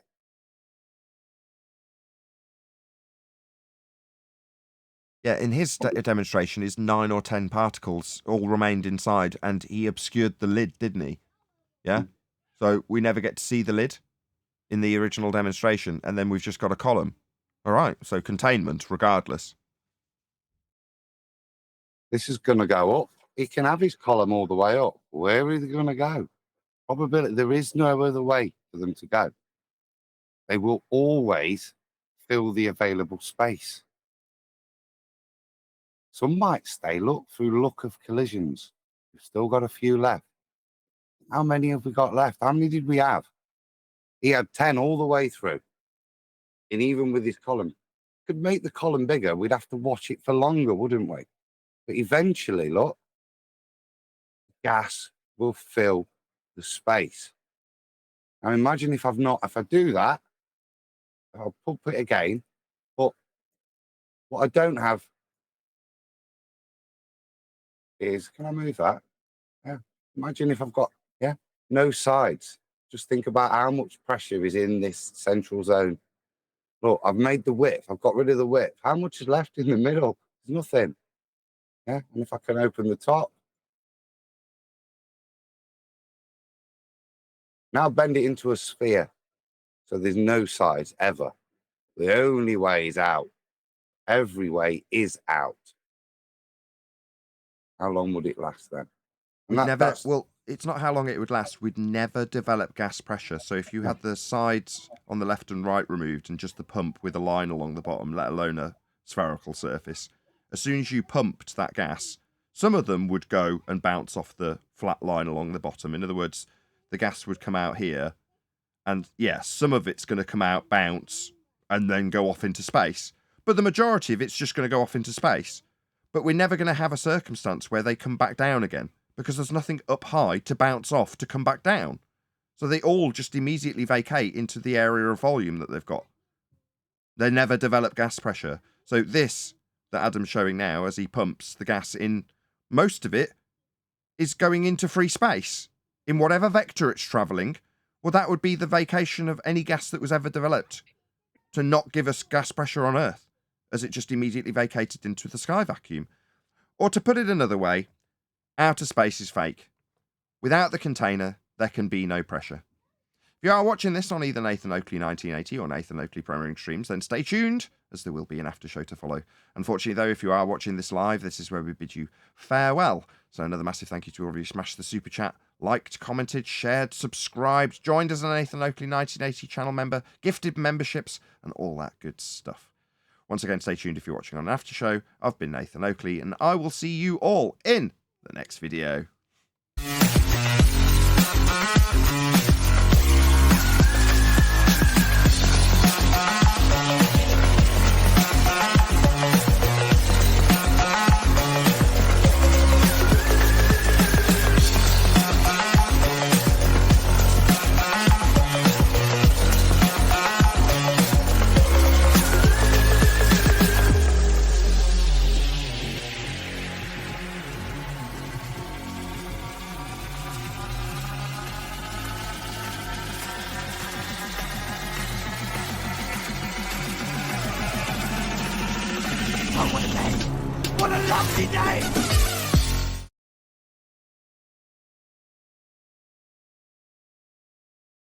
Totally closed and showing what gas pressure does, but then he shows arcs, and Adam caught that right up. That they're straight lines, and here they're arcing all of a sudden. So then when he takes the lid off, he starts doing gas go down, boom, boom. And then Adam comes with an actual demonstration of how gas pressure works, totally opposite of his changing it to match a globe. For whatever reason, everything they have to do and know, they have to somehow compromise the true knowledge of so it can work on the globe. Adam rightly said, there are no sides on the globe. You still have sides in this container with the top open, and then you're showing gas particles with arcs in them. I mean, everything about it fails, but he's got to keep the globe alive. Well, now, as a heliocentrist, though, that's exactly what he has to do. So I'll give him a B+ for his ability to ignore reality. So, in that way, he's a good heliocentrist. Well, but if if you're going to say that way, I give him a AAA+ for ignoring reality, but I give him a minus FFF for changing reality. Well, the thing is, he didn't comport with the model they have now, or the idea they have now. He used like 100-year out of date idea. So I'm going to have to give him a lower grade on that. Exactly. He's a heretic, right, John? Yeah. Yeah, that's not acceptable. He's going to have to brush up on his Einsteinian mechanics. So why don't you, for the sake of the audience, talk about why Einstein thinks the Earth is moving up? Because he's as crazy as the rest of them. No, I know, but just explain what the current answer is to what's going on versus 108 years ago. Oh yeah, like his equivalence principle is what you perceive as something falling down could actually be the ground rising up, and you wouldn't be able to tell the difference. So in his mathematics, he worked out that the Earth is rising up at 9.8 meters per second, not the ball falling at that rate, but the Earth rising up at that rate. And it's kind of another delusional way to look at heliocentrism, but it is the modern delusional way to look at heliocentrism. So what about the people? What about the people that are antipodal? Are they rising up? Well, that's where the idea of the bending geodesics, like then it's just you have an inertial vector in one direction for the entire surface because mass is bending the fabric of space-time. That's just ridiculous. Well, yeah, Wow. it's ridiculous, but I mean, that's the proper way to think if you're a heliocentrist. John, I think the people in Australia, that are antipodal, they have one of those things that you stick to the magnet booth. That's what it is. No, it's a pseudo force that's created by an inertial vector in an asymptotically flat space-time. That's the correct answer. Well, they have to give an answer to why we're held on Earth, correct? That's why they came up with all of this nonsense. Yeah, because things don't stick to the bottom of balls naturally. Wow, clever. And they got 99% of the Western world believing it. Well, this guy just totally violated gas law in his description in the video, and Adam proved it by showing his version that he got from, I guess, a physics site. You may want to post that, Adam, again in Master D. And they're two opposites. So how do you account for the two opposites here? Who's right here? Well, my little time in chimpanzees, they claim electrostatics, and they claim that gas has weight. That's why it comes back down, and that's why we can stick to the bottom of a ball. But that's wrong. That's wrong for heliocentrism. And we can say that being that we're advanced heliocentrism experts, we can say that is been superseded by Einsteinian mechanics that does not assert that. So they're wrong. They should accept it, being as everyone else around them is telling them that. John, they said that it just goes together with it, that it did not supersede it. In other words, it helps it out, but they combine them together, and that's nonsense. Yeah, but you just saw two demonstrations of gas behavior, and if you show this to anybody, they have to make a choice. Either both are wrong, or one is wrong and the other one's right, because they both can't be right. That's right. So if someone's not going to go to the extent of bastardizing gas behavior so it could work on the globe, then we know which one is wrong because it doesn't follow natural law and how gas behaves. I mean, how many gas laws are there? Right, but debunking an assertion that the high priest no longer makes isn't beneficial to us. You know, it's just like the feast of nonsense. Newtonian mechanics are part of that feast of nonsense for heliocentrists. Yeah, but most people, John, don't know 108 years ago it was all changed until they get to university. So most people think it is mass attracts mass and all that gravity stuff. But you're coming in and saying, wait a minute, you're late to the party. That's not even the paradigm you should be defending because it's this now. Right, and if I was to claim to be a heliocentrist and told them that they were all wrong, that the Earth is rising up at 9.8 meters per second in an asymptotically flat space-time, they would accept that. But where I'm a flat earther and tell them that's what they're supposed to believe, they won't. I see. So when you tell them the current answers to all these questions, if you are on the opposite of the argument, they'll play dumb. But when one of their so-called pseudoscientists tells them, they go, yeah, yeah, yeah. Well, they don't even have to be one of the pseudoscientists. They want to create in their minds the idea of an argument to be had and feel justified in arguing it. But that's not the case. It's not an argument. They're asserting the wrong thing. So is this why you are no longer a heliocentrist? Because you would go against your conscience and you'd have to not share correct information with people? I used to think that everybody had a limit of BS where like they would just say, no, that doesn't make sense anymore. But I've seen people, go way beyond that. So I think if you're not ready to accept the truth, you're just not capable of it. Yeah, but you I couldn't agree with that. you couldn't pretend anymore. Am I right? Based on your story as I've heard it? Yeah, that for me, but there was actions happening within my brain that I don't fully understand either.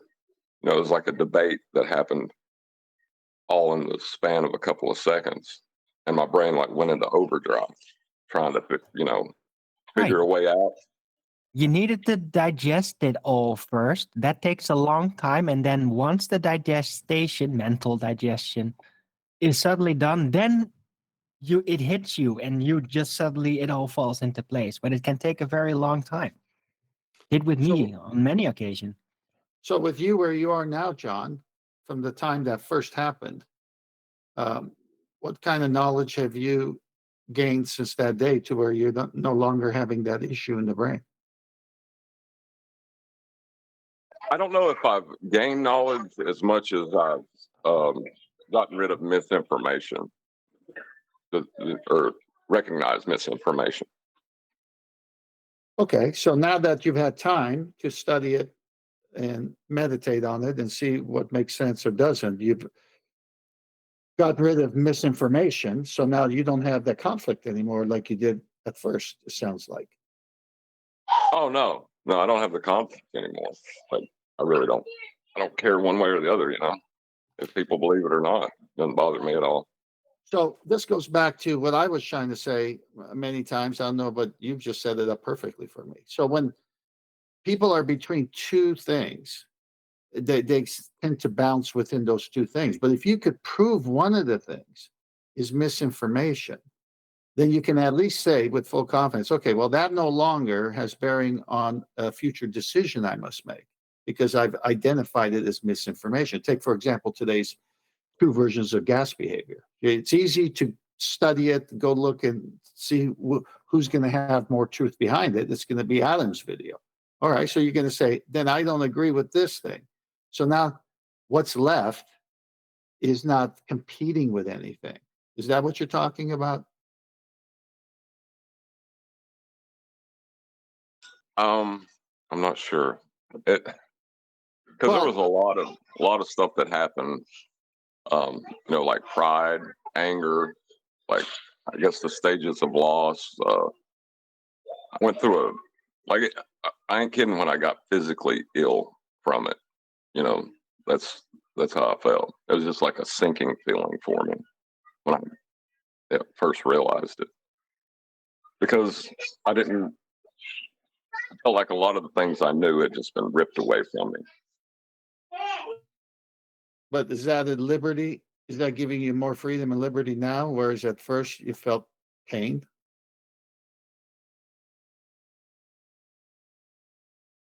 It gives me a sense of wonder now that I'm past it, but at the time it didn't.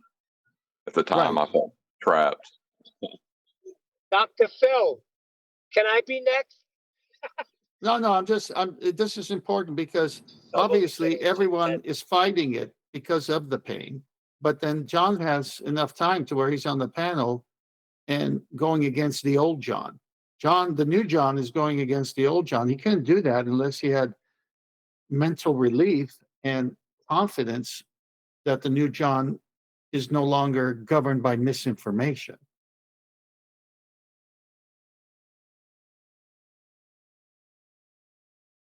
Yeah, but I don't know why I set that arbitrary line at the geometric horizon. Well, I do know why, is because I thought it was measured, but I don't know why measurement was where I drew the line, because there's people like Matthew Weathers that are willing to assert something exists that he can't measure, so I don't know.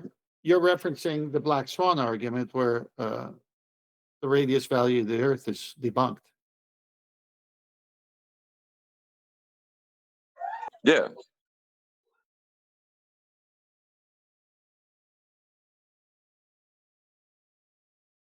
So you're basically saying what I said. Once you get rid of one misinformation, then you only got one thing left. So that's not competing for your intellect anymore. You're saying, all right, well, that's a lie. So that doesn't work. That was never measured. There is no R value. It's a thought experiment that exists in the maths only. So that's no longer going to compete for your search for truth. Correct? Am I right? Oh yeah, because, well, I guess you have to be looking for it to find it, don't you? Yeah. I can't argue that. That might be the problem, because most of the anti-flat earthers aren't looking for truth. They think they already got it. That was my point. They think they already got it. Yep. That's it, guys. Conversation over. There's no more air left to breathe. That's the last molecule on its way out. Bye. You killed us all. Sorry. But that would be the result, wouldn't it, Adam? That's the result if you model it on gas behavior. Yeah. I'll give you this one. My wife says this to me every now and then when talking about, celestial navigation, how you can't get an elevation angle from a curved surface. She said, yes, you can if you do it from the inside of the ball. So maybe that's what they're thinking about with gas pressure, that we're on the inside of the Earth. Would allow for containment. Adam, do you have the link for that bromine, the black and white bromine entropy where he releases the valve? You post that if you do. If I don't have it, I can find it. I've Yeah, been I looking love for that it all. video. I've been looking for it all morning. I can't find it.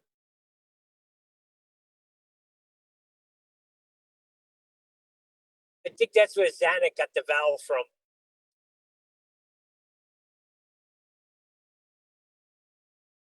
I used that Yeah. that model that Adam used. It's like I don't know if you did iterate this heavily in the show, Adam, but what you did was go and get just a gas pressure model, not make one.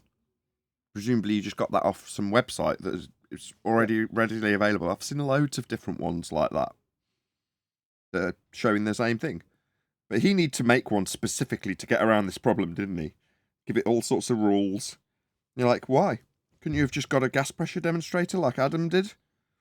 No, you couldn't. All right. You had to make one with a downward bias, put it in a column, and then describe how gas go down, go boom, boom, like bouncy balls thrown up through air. No, mate. He needed his special pleading simulator. Yeah, that's a good way of putting it. Special pleading simulator. I like that.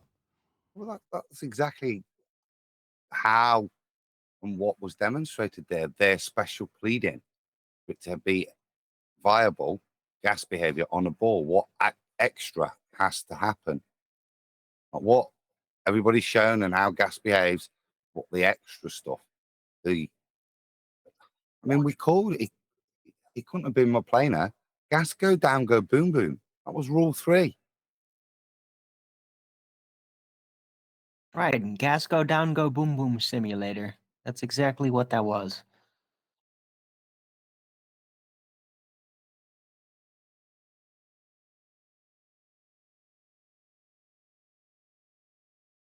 And this is what the kids are being taught these days.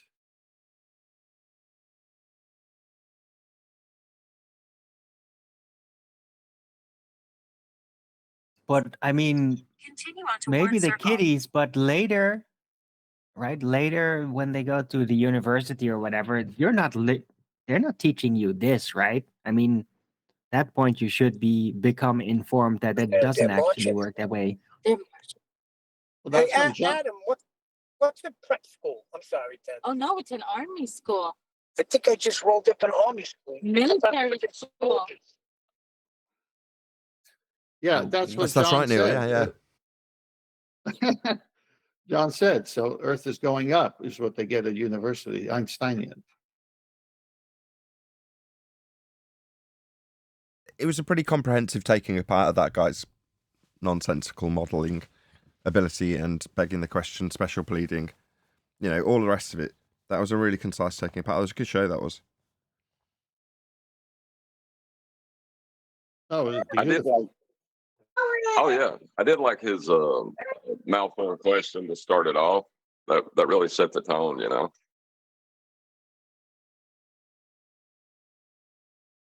Well, that malformed question was from the audience, and then later he said it's a figure of speech. It really doesn't suck.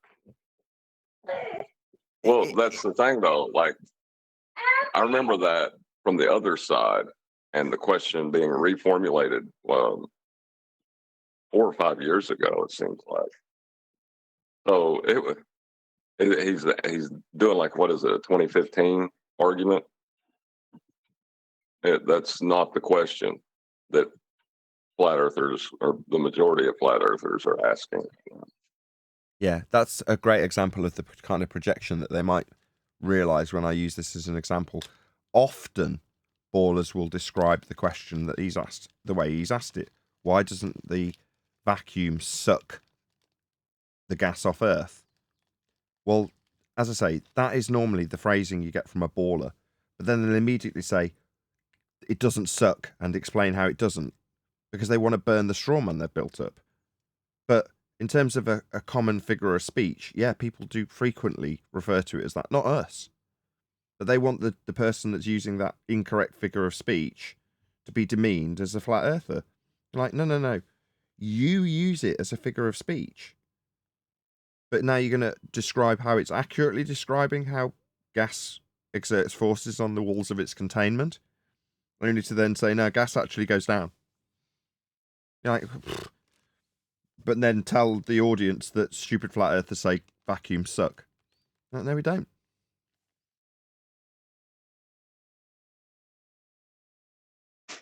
Yeah. So, but as far as the heliocentrist goes, that was one of the highlights of, that's where I give him a B+. His understanding of gas behavior, though, he was really lacking in that. I think he should have an overall grade of a C, I would think, because of his low points at the asserting mass attracts mass. Well, he had to revert to pseudoscience phrases in order to keep it on the ball. As Adam pointed out, the ball doesn't have sides, definitely doesn't have a top. And then your gas molecules have curved lines to it when you put the trail aspect to it and showing how it curves when they should bounce and have straight lines. I like how what I thought I was going to be pointing to, because I said, watch this gas particle, watch it'll just go up. And then lo and behold, it didn't. So before he'd explained that they're going to have a downward, what goes up, that what must come down, I was already looking at his depiction of it and going, oh my God, he's got him going down. This has just reached the point of absolute zero and then decided to reverse its trajectory. It's not gas behavior, but that's what his model's doing. But I was expecting the audience to just watch the gas particle I pointed out in slow motion when I slowed the video down.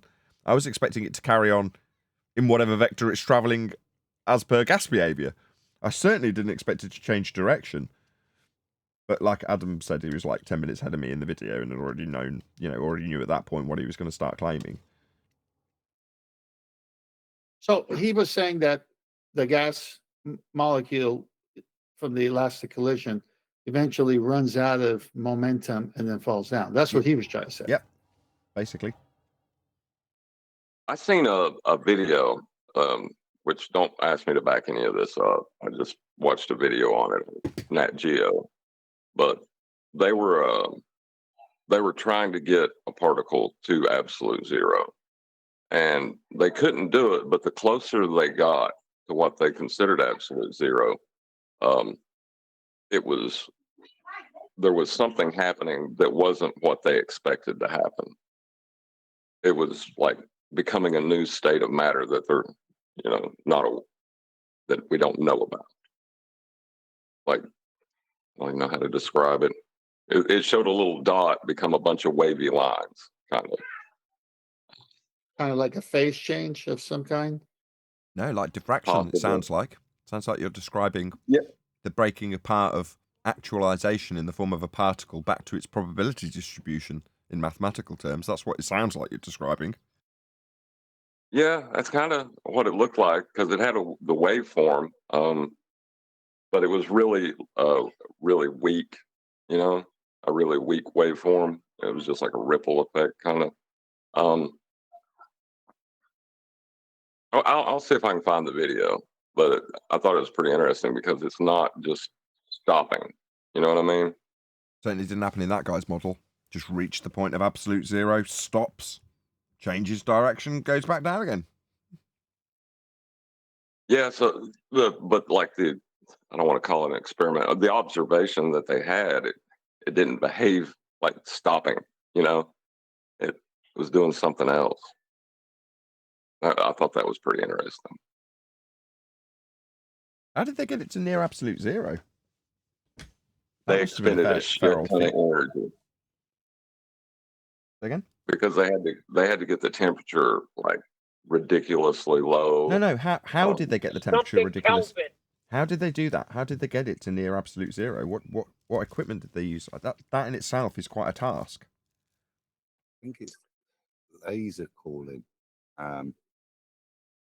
You kind of fire a laser pulse at the same frequency of what energy is left. Try and hit it to cancel it out.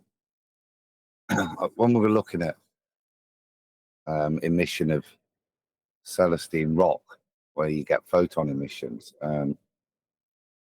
at certain temperatures, as the temperature drops, you get emission. And I think that's the similar principle of like laser cooling. But it's weird, isn't it? Because if you can get to zero, then that means there's zero energy. And if everything is energy, including matter, then what you probably hit on it, Nathan. You see the thing fall apart. Because without energy, it can't hold together to form matter. I wouldn't try to understand something like that. You just know that it's an impossibility. Because look, even they're trying and they're not achieving it. But within, as you say, within his mathematical model, that's exactly what's happening at these highest altitudes. It's running out of every form of energy and then coming back down. The reason it's running out is because there's a downward force applied to it against its, and this is the mismatch.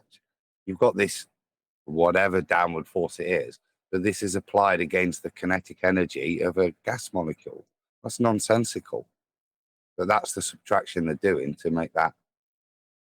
It Computer fundamentally simulation. defies the description of elastic collisions. Yes, yeah. Because none of them were elastic. If you looked at them, all of them were constantly being subjected on every vector they're traveling to a downward force. This is why none of their vectors were straight. Which is why I went and got a gas behavior model initially to demonstrate the difference, just so you could see how the gas molecules aren't being demonstrated like that, because what he showed isn't gas behavior. It's ball atmosphere behavior. Well, he's here now, so let's just pretend we haven't had that conversation. Hello, Brian. Hey, Nathan, hey, everyone. All right, dude. I didn't start it, so don't blame me. Hey, Adam. Did you see that, Brian? Today's show? No, I just joined right now. I haven't seen anything. No. I haven't caught your video. I meant to. It was on my to-do list of things today. And then I ended up wiring up an amplifier. But had I not been wiring up an amplifier, I would have been watching your video, Brian. What was it about? I just laid out.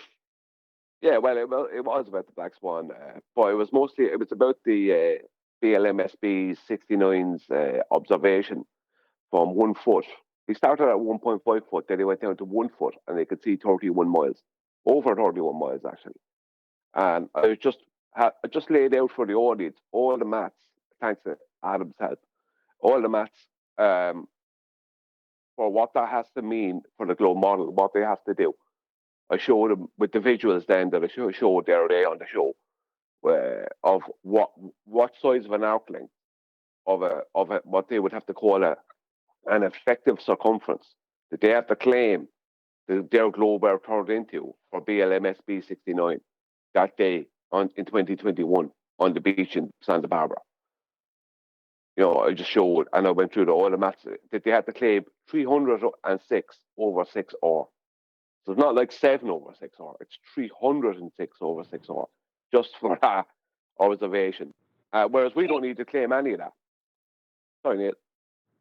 Geez, Brian, that would be absurdity. Yeah, that's it. No, that seems reasonable. I mean, there is going to be an absurd amount of refraction on a really clear day. Let's be honest. Yeah, because a strong aggressive refraction. Remember that stuff yesterday. But this is the thing. It's like, this is what they have to. I just wanted to show the audience. A lot of people won't even be into it. But when you show that to somebody who's brand new, they're going to go, what? Because when you show what they have to claim is happening for BLMSB 69, where their globe becomes an almost horizontal 25,000 mile long arc length of a circle that's monstrous. It's like almost 16 million miles effective circumference. So that's what I laid out. Showed the maths, showed everyone what the maths were. And I laid it all out how to do it. So what was the radius? I think the radius was radius 2 million plus 2,500,000 miles, something like that. That was the radius. Crazy. Wow. The best part. Now I haven't looked at it since early this morning. But the best part is if you go in there, there's a guy called Joss Lays. He's been around for years. He's the biggest strawman idiot on the globe side, and he always acts like he always acts like he's a cool character, and he acts like he's what's the best way to describe it? He acts like he's knowledgeable, right? He's always trying to look down his nose at you if you're a flat earther, you know, as if like, oh, you've gotten it all wrong again. Do this kind of nonsense, but he never comes up with anything. And he normally leaves just a little comment. Oh dear, that's all he puts in, right? This is his little thing, and he wrote me a book. If you look at it, go through the comment. It's hilarious. Did you see that, Neil? Brian, speaking of comments, I didn't see the comments yet, but I will look. I did love that comment you left on the Dave Weiss video. Yeah, I just had a look. Yeah, Yeah, seen his video. yeah, I followed up. You gotta read mine what I said to him. But that I was did, great, yeah. that comment. Well, I read what you wrote to me. I read what Yeah. you wrote, commented to my one, but I didn't see if you wrote something else. Oh yeah, I did. I followed you up and hit him even harder. We Yeah, will I just- never forget. Yeah, because I won't. You know, you can't forget when people knife you in the back. You can't forget that kind of stuff. No, people are too forgiving in the world today. You see, Nathan does. But you don't understand that that knife that went in his back stuck us all, and it still hurts. Well, the way I see it is if you're going to be peddling rubbish and you're getting loads of views and you're getting onto all these podcasts, then this, and you have been told that it's rubbish and been shown that it's rubbish, then you're intentionally peddling rubbish. Hold on, Brian. And that's how I see David Weiss. Got a red Sorry. Google up. Is there something that wants to be presented? There's no need to interrupt, right? It's just a bit of miscellany that I didn't share with you yesterday. I wanted to share with Arwen as well. But I wanted to go out on air. I've never heard of this. I'll take 2 seconds. I'll do it now. I think I've nothing to say anyway. Adam is just listening in. Thank you. More positive. It's a distraction. So if, right, you go into Google or up here and you type flat earth backwards, you see what I've said, HTRAETALF.com, press enter, it takes you to NASA.gov. That doesn't mean anything. I just You thought get a it'd lot be of NASA material. That's right. I did that the other day. What? Really Adam, it does hilarious. mean something, Adam. It means they bothered to do that, yes, and pay for the domain name, type back that flat earth backwards. Takes you to their domain, yeah, I assume. But just a strange random thing. I thought Crazy. Yeah, because, dude, NASA should be very concerned about flat Earth all the time, not about doing things in space. No, flat Earth. That's what they need to focus on. Well, That makes Arwen, sense. have you ever read any of their comments on those videos that they put up? I'd say at least 40% of the people are abusing them, berating them, making fun of them. Yeah, let's things not have forget changed. 2 years. Yeah. That's 2 what you get years for ago. hanging astronauts on wires. Yeah, 2 years ago, they stole Generism's intro. You know, his intro to his channel and his shows. NASA stole Generism's intro to introduce their, is it not curiosity? What is it? Endeavor or ingenuity. That was it. When they were promoting that as a video, they stole Generism's intro. NASA's watching Is that a all new the time. channel? They're watching flat earthers. They're watching, without a doubt. I never heard of it. Who's Generism? Is that a mock on Generism? The new channel? Yeah, Generism. Yeah, Generism. Yeah, Generism. That's what I meant to say. Oh, okay. I thought it was like a making fun of Generism channel. I would have been right No, on board. that's me. That's just me making fun. But yeah, Generism's intro. Okay, NASA used that to promote their recent ingenuity and is it Endeavor or whatever, where they had the little helicopter and their rover, Ingenuity, Endeavor, whatever. They used it. They used his intro, so they were keeping it. They're watching what we're doing. They're watching closely. I thought generism had something to do with Give Send Go. Probably, who knows? I thought we were talking about degenerism. Thank you for a super. Yeah, we are. I am anyway. Get it? Geronism, yeah. Good.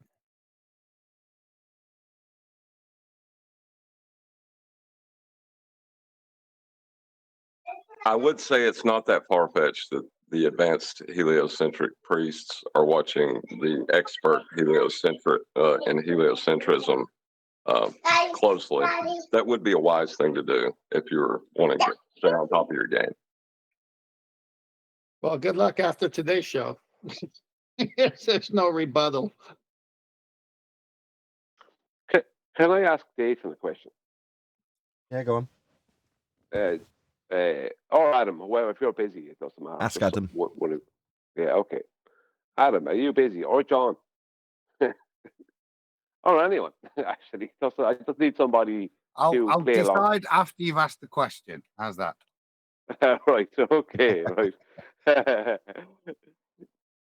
Weight is a linear downward vector force, right? You would agree?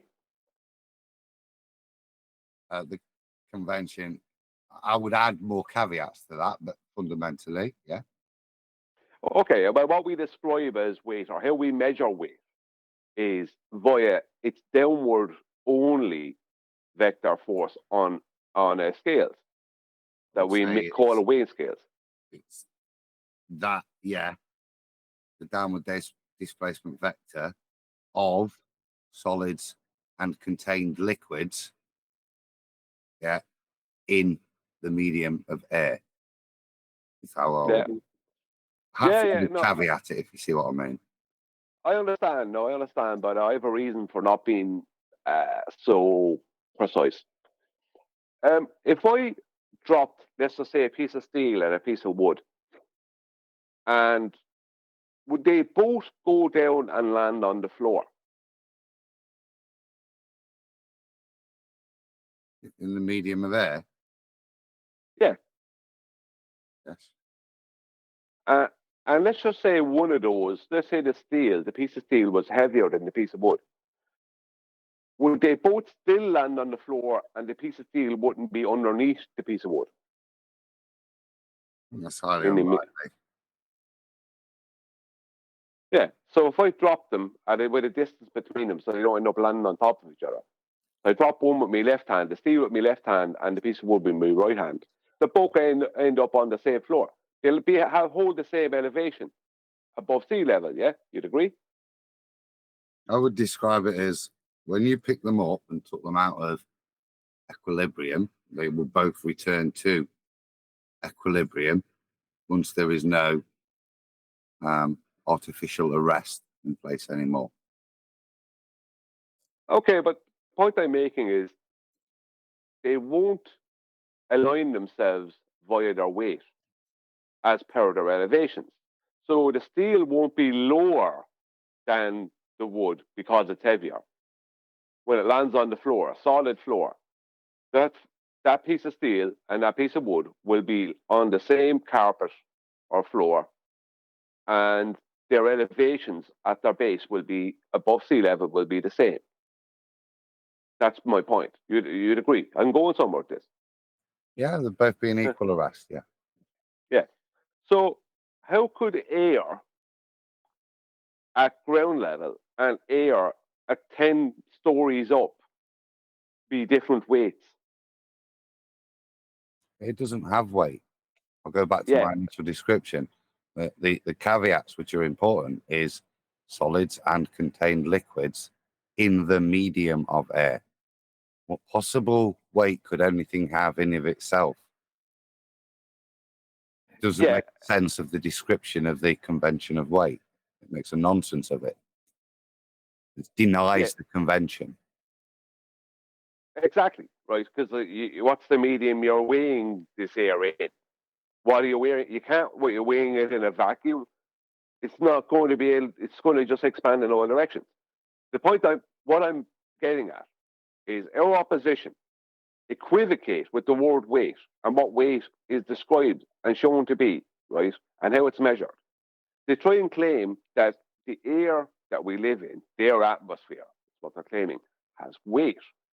But the air at your feet is heavier than the air that's outside of an office window at 10-story, outside a 10-story building.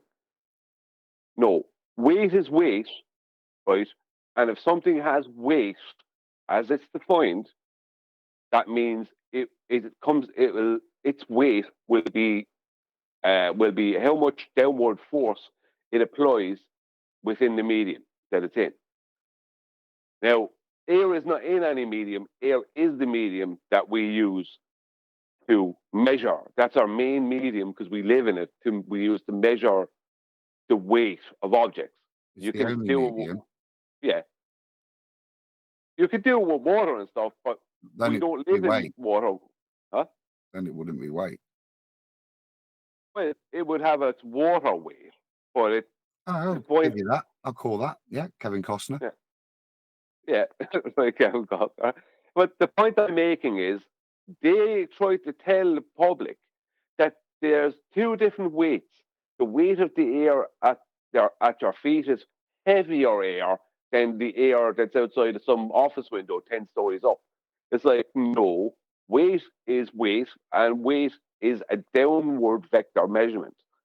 You can't have, just like the wood and the steel, if they both have weight, then they're both going down.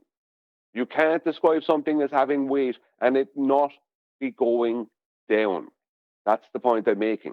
Down is the operative. It only goes one direction, down.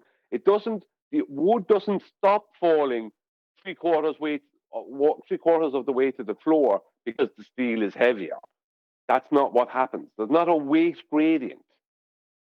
Density gradient for gas, not a weight gradient. That's my point. And this is the absurd nonsense they're trying to claim for years.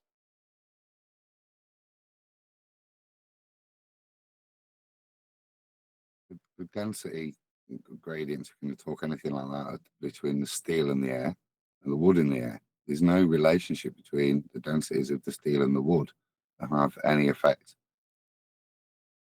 on what's being discussed in terms of weight. Weight is, as defined, a downward vector based on its displacement in the medium of air. That's what weight is. And So air's just thinner on the top, right? It's less pressure. Okay. Yeah, but see, joules per centimeter squared. It's the only difference. The ratio is the same, but the number of moles is less. Therefore, the pressure is less. But that doesn't mean in any way you can apply the term weight to that air. Yeah, that's what they were trying to tell me at Chimpanzees, that the gas can be weighed. It has a weight. In a container, you must put it into at high concentration into a container, and if that'll even happen with helium. If you put in a high concentration of helium, then because what you've created is a more dense gas inside the container, then it naturally will want to go, not stay where it is, and naturally, because it's become more, after becoming more dense than the air. And this is, I even looked it up, and that's what they officially claim. It's become more dense than the air, so it naturally wants to go down. Not go down as in downward vector only. It's just more dense than the air. Just like if you had a high concentration of carbon dioxide in a room, it's going to go to the floor or fill the floor or displace the air at the floor for a time. So that's how they get to be able to weigh things in a container. But if you release enough of that helium, so the helium inside the bottle, inside the container, becomes less dense than the air that's outside of it, then that bottle will have a slight lifting effect, or that container will have a slight lifting effect upon it, and it'll actually weigh less than it would if it had air in it or if it was empty.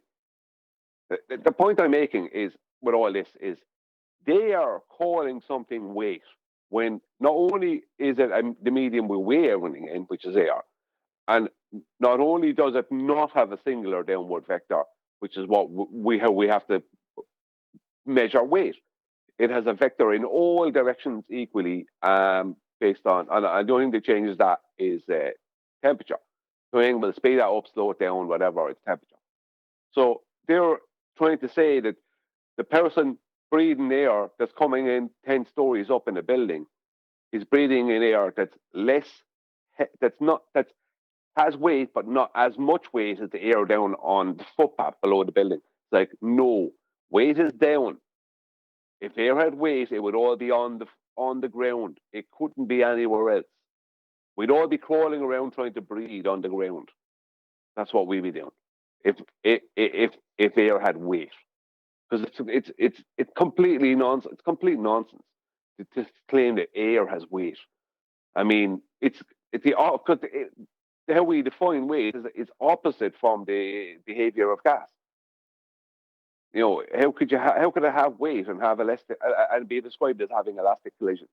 How could it have weight and fill a chamber? You know, that's not how weight works.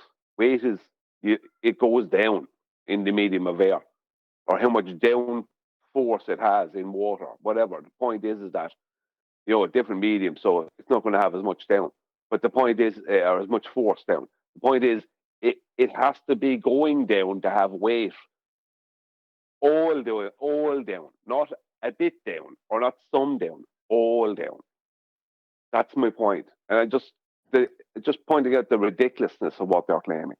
Because you were talking about, I didn't see the show, but it was a gas pressure show, I take it. I wonder that, Brian. I'm only it's just something popped into my head then. I wonder if like a car tire with no air in, would that weigh less than when it was from being deflated to inflated? Do you think? Yeah, it would. There's less stuff in it. In the same way as you can weigh a container to buy gas, they can sell it by weight, because obviously the amount of stuff that's physically in the container that's got a downward bias has increased. Oh no, I'm not questioning anything. I'm just saying if Brian's right saying air doesn't weigh anything, then a tyre with no air in would weigh the same as the tyre with the air in if air was weightless.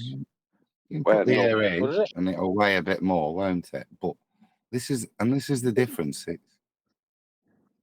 It's not weight anymore.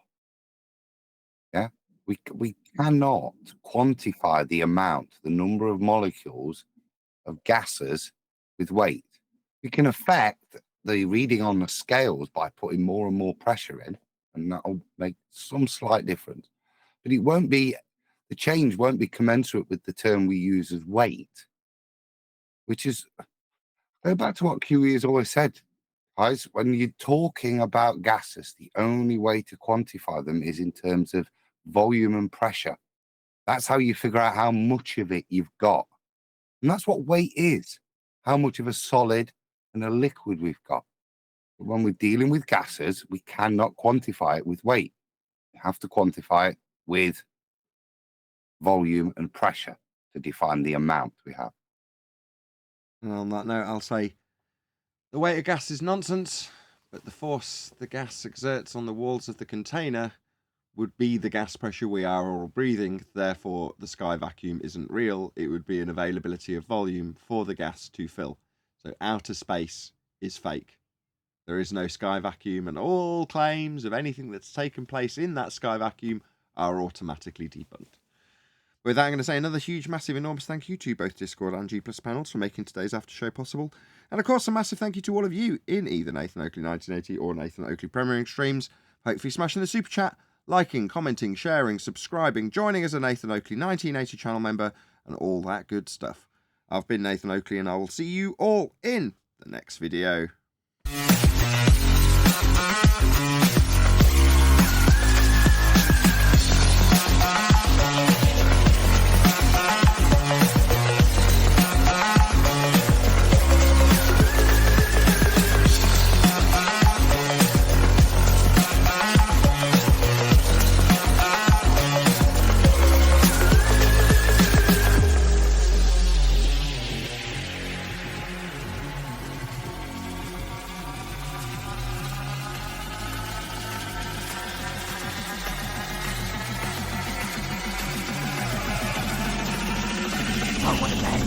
What a lovely day!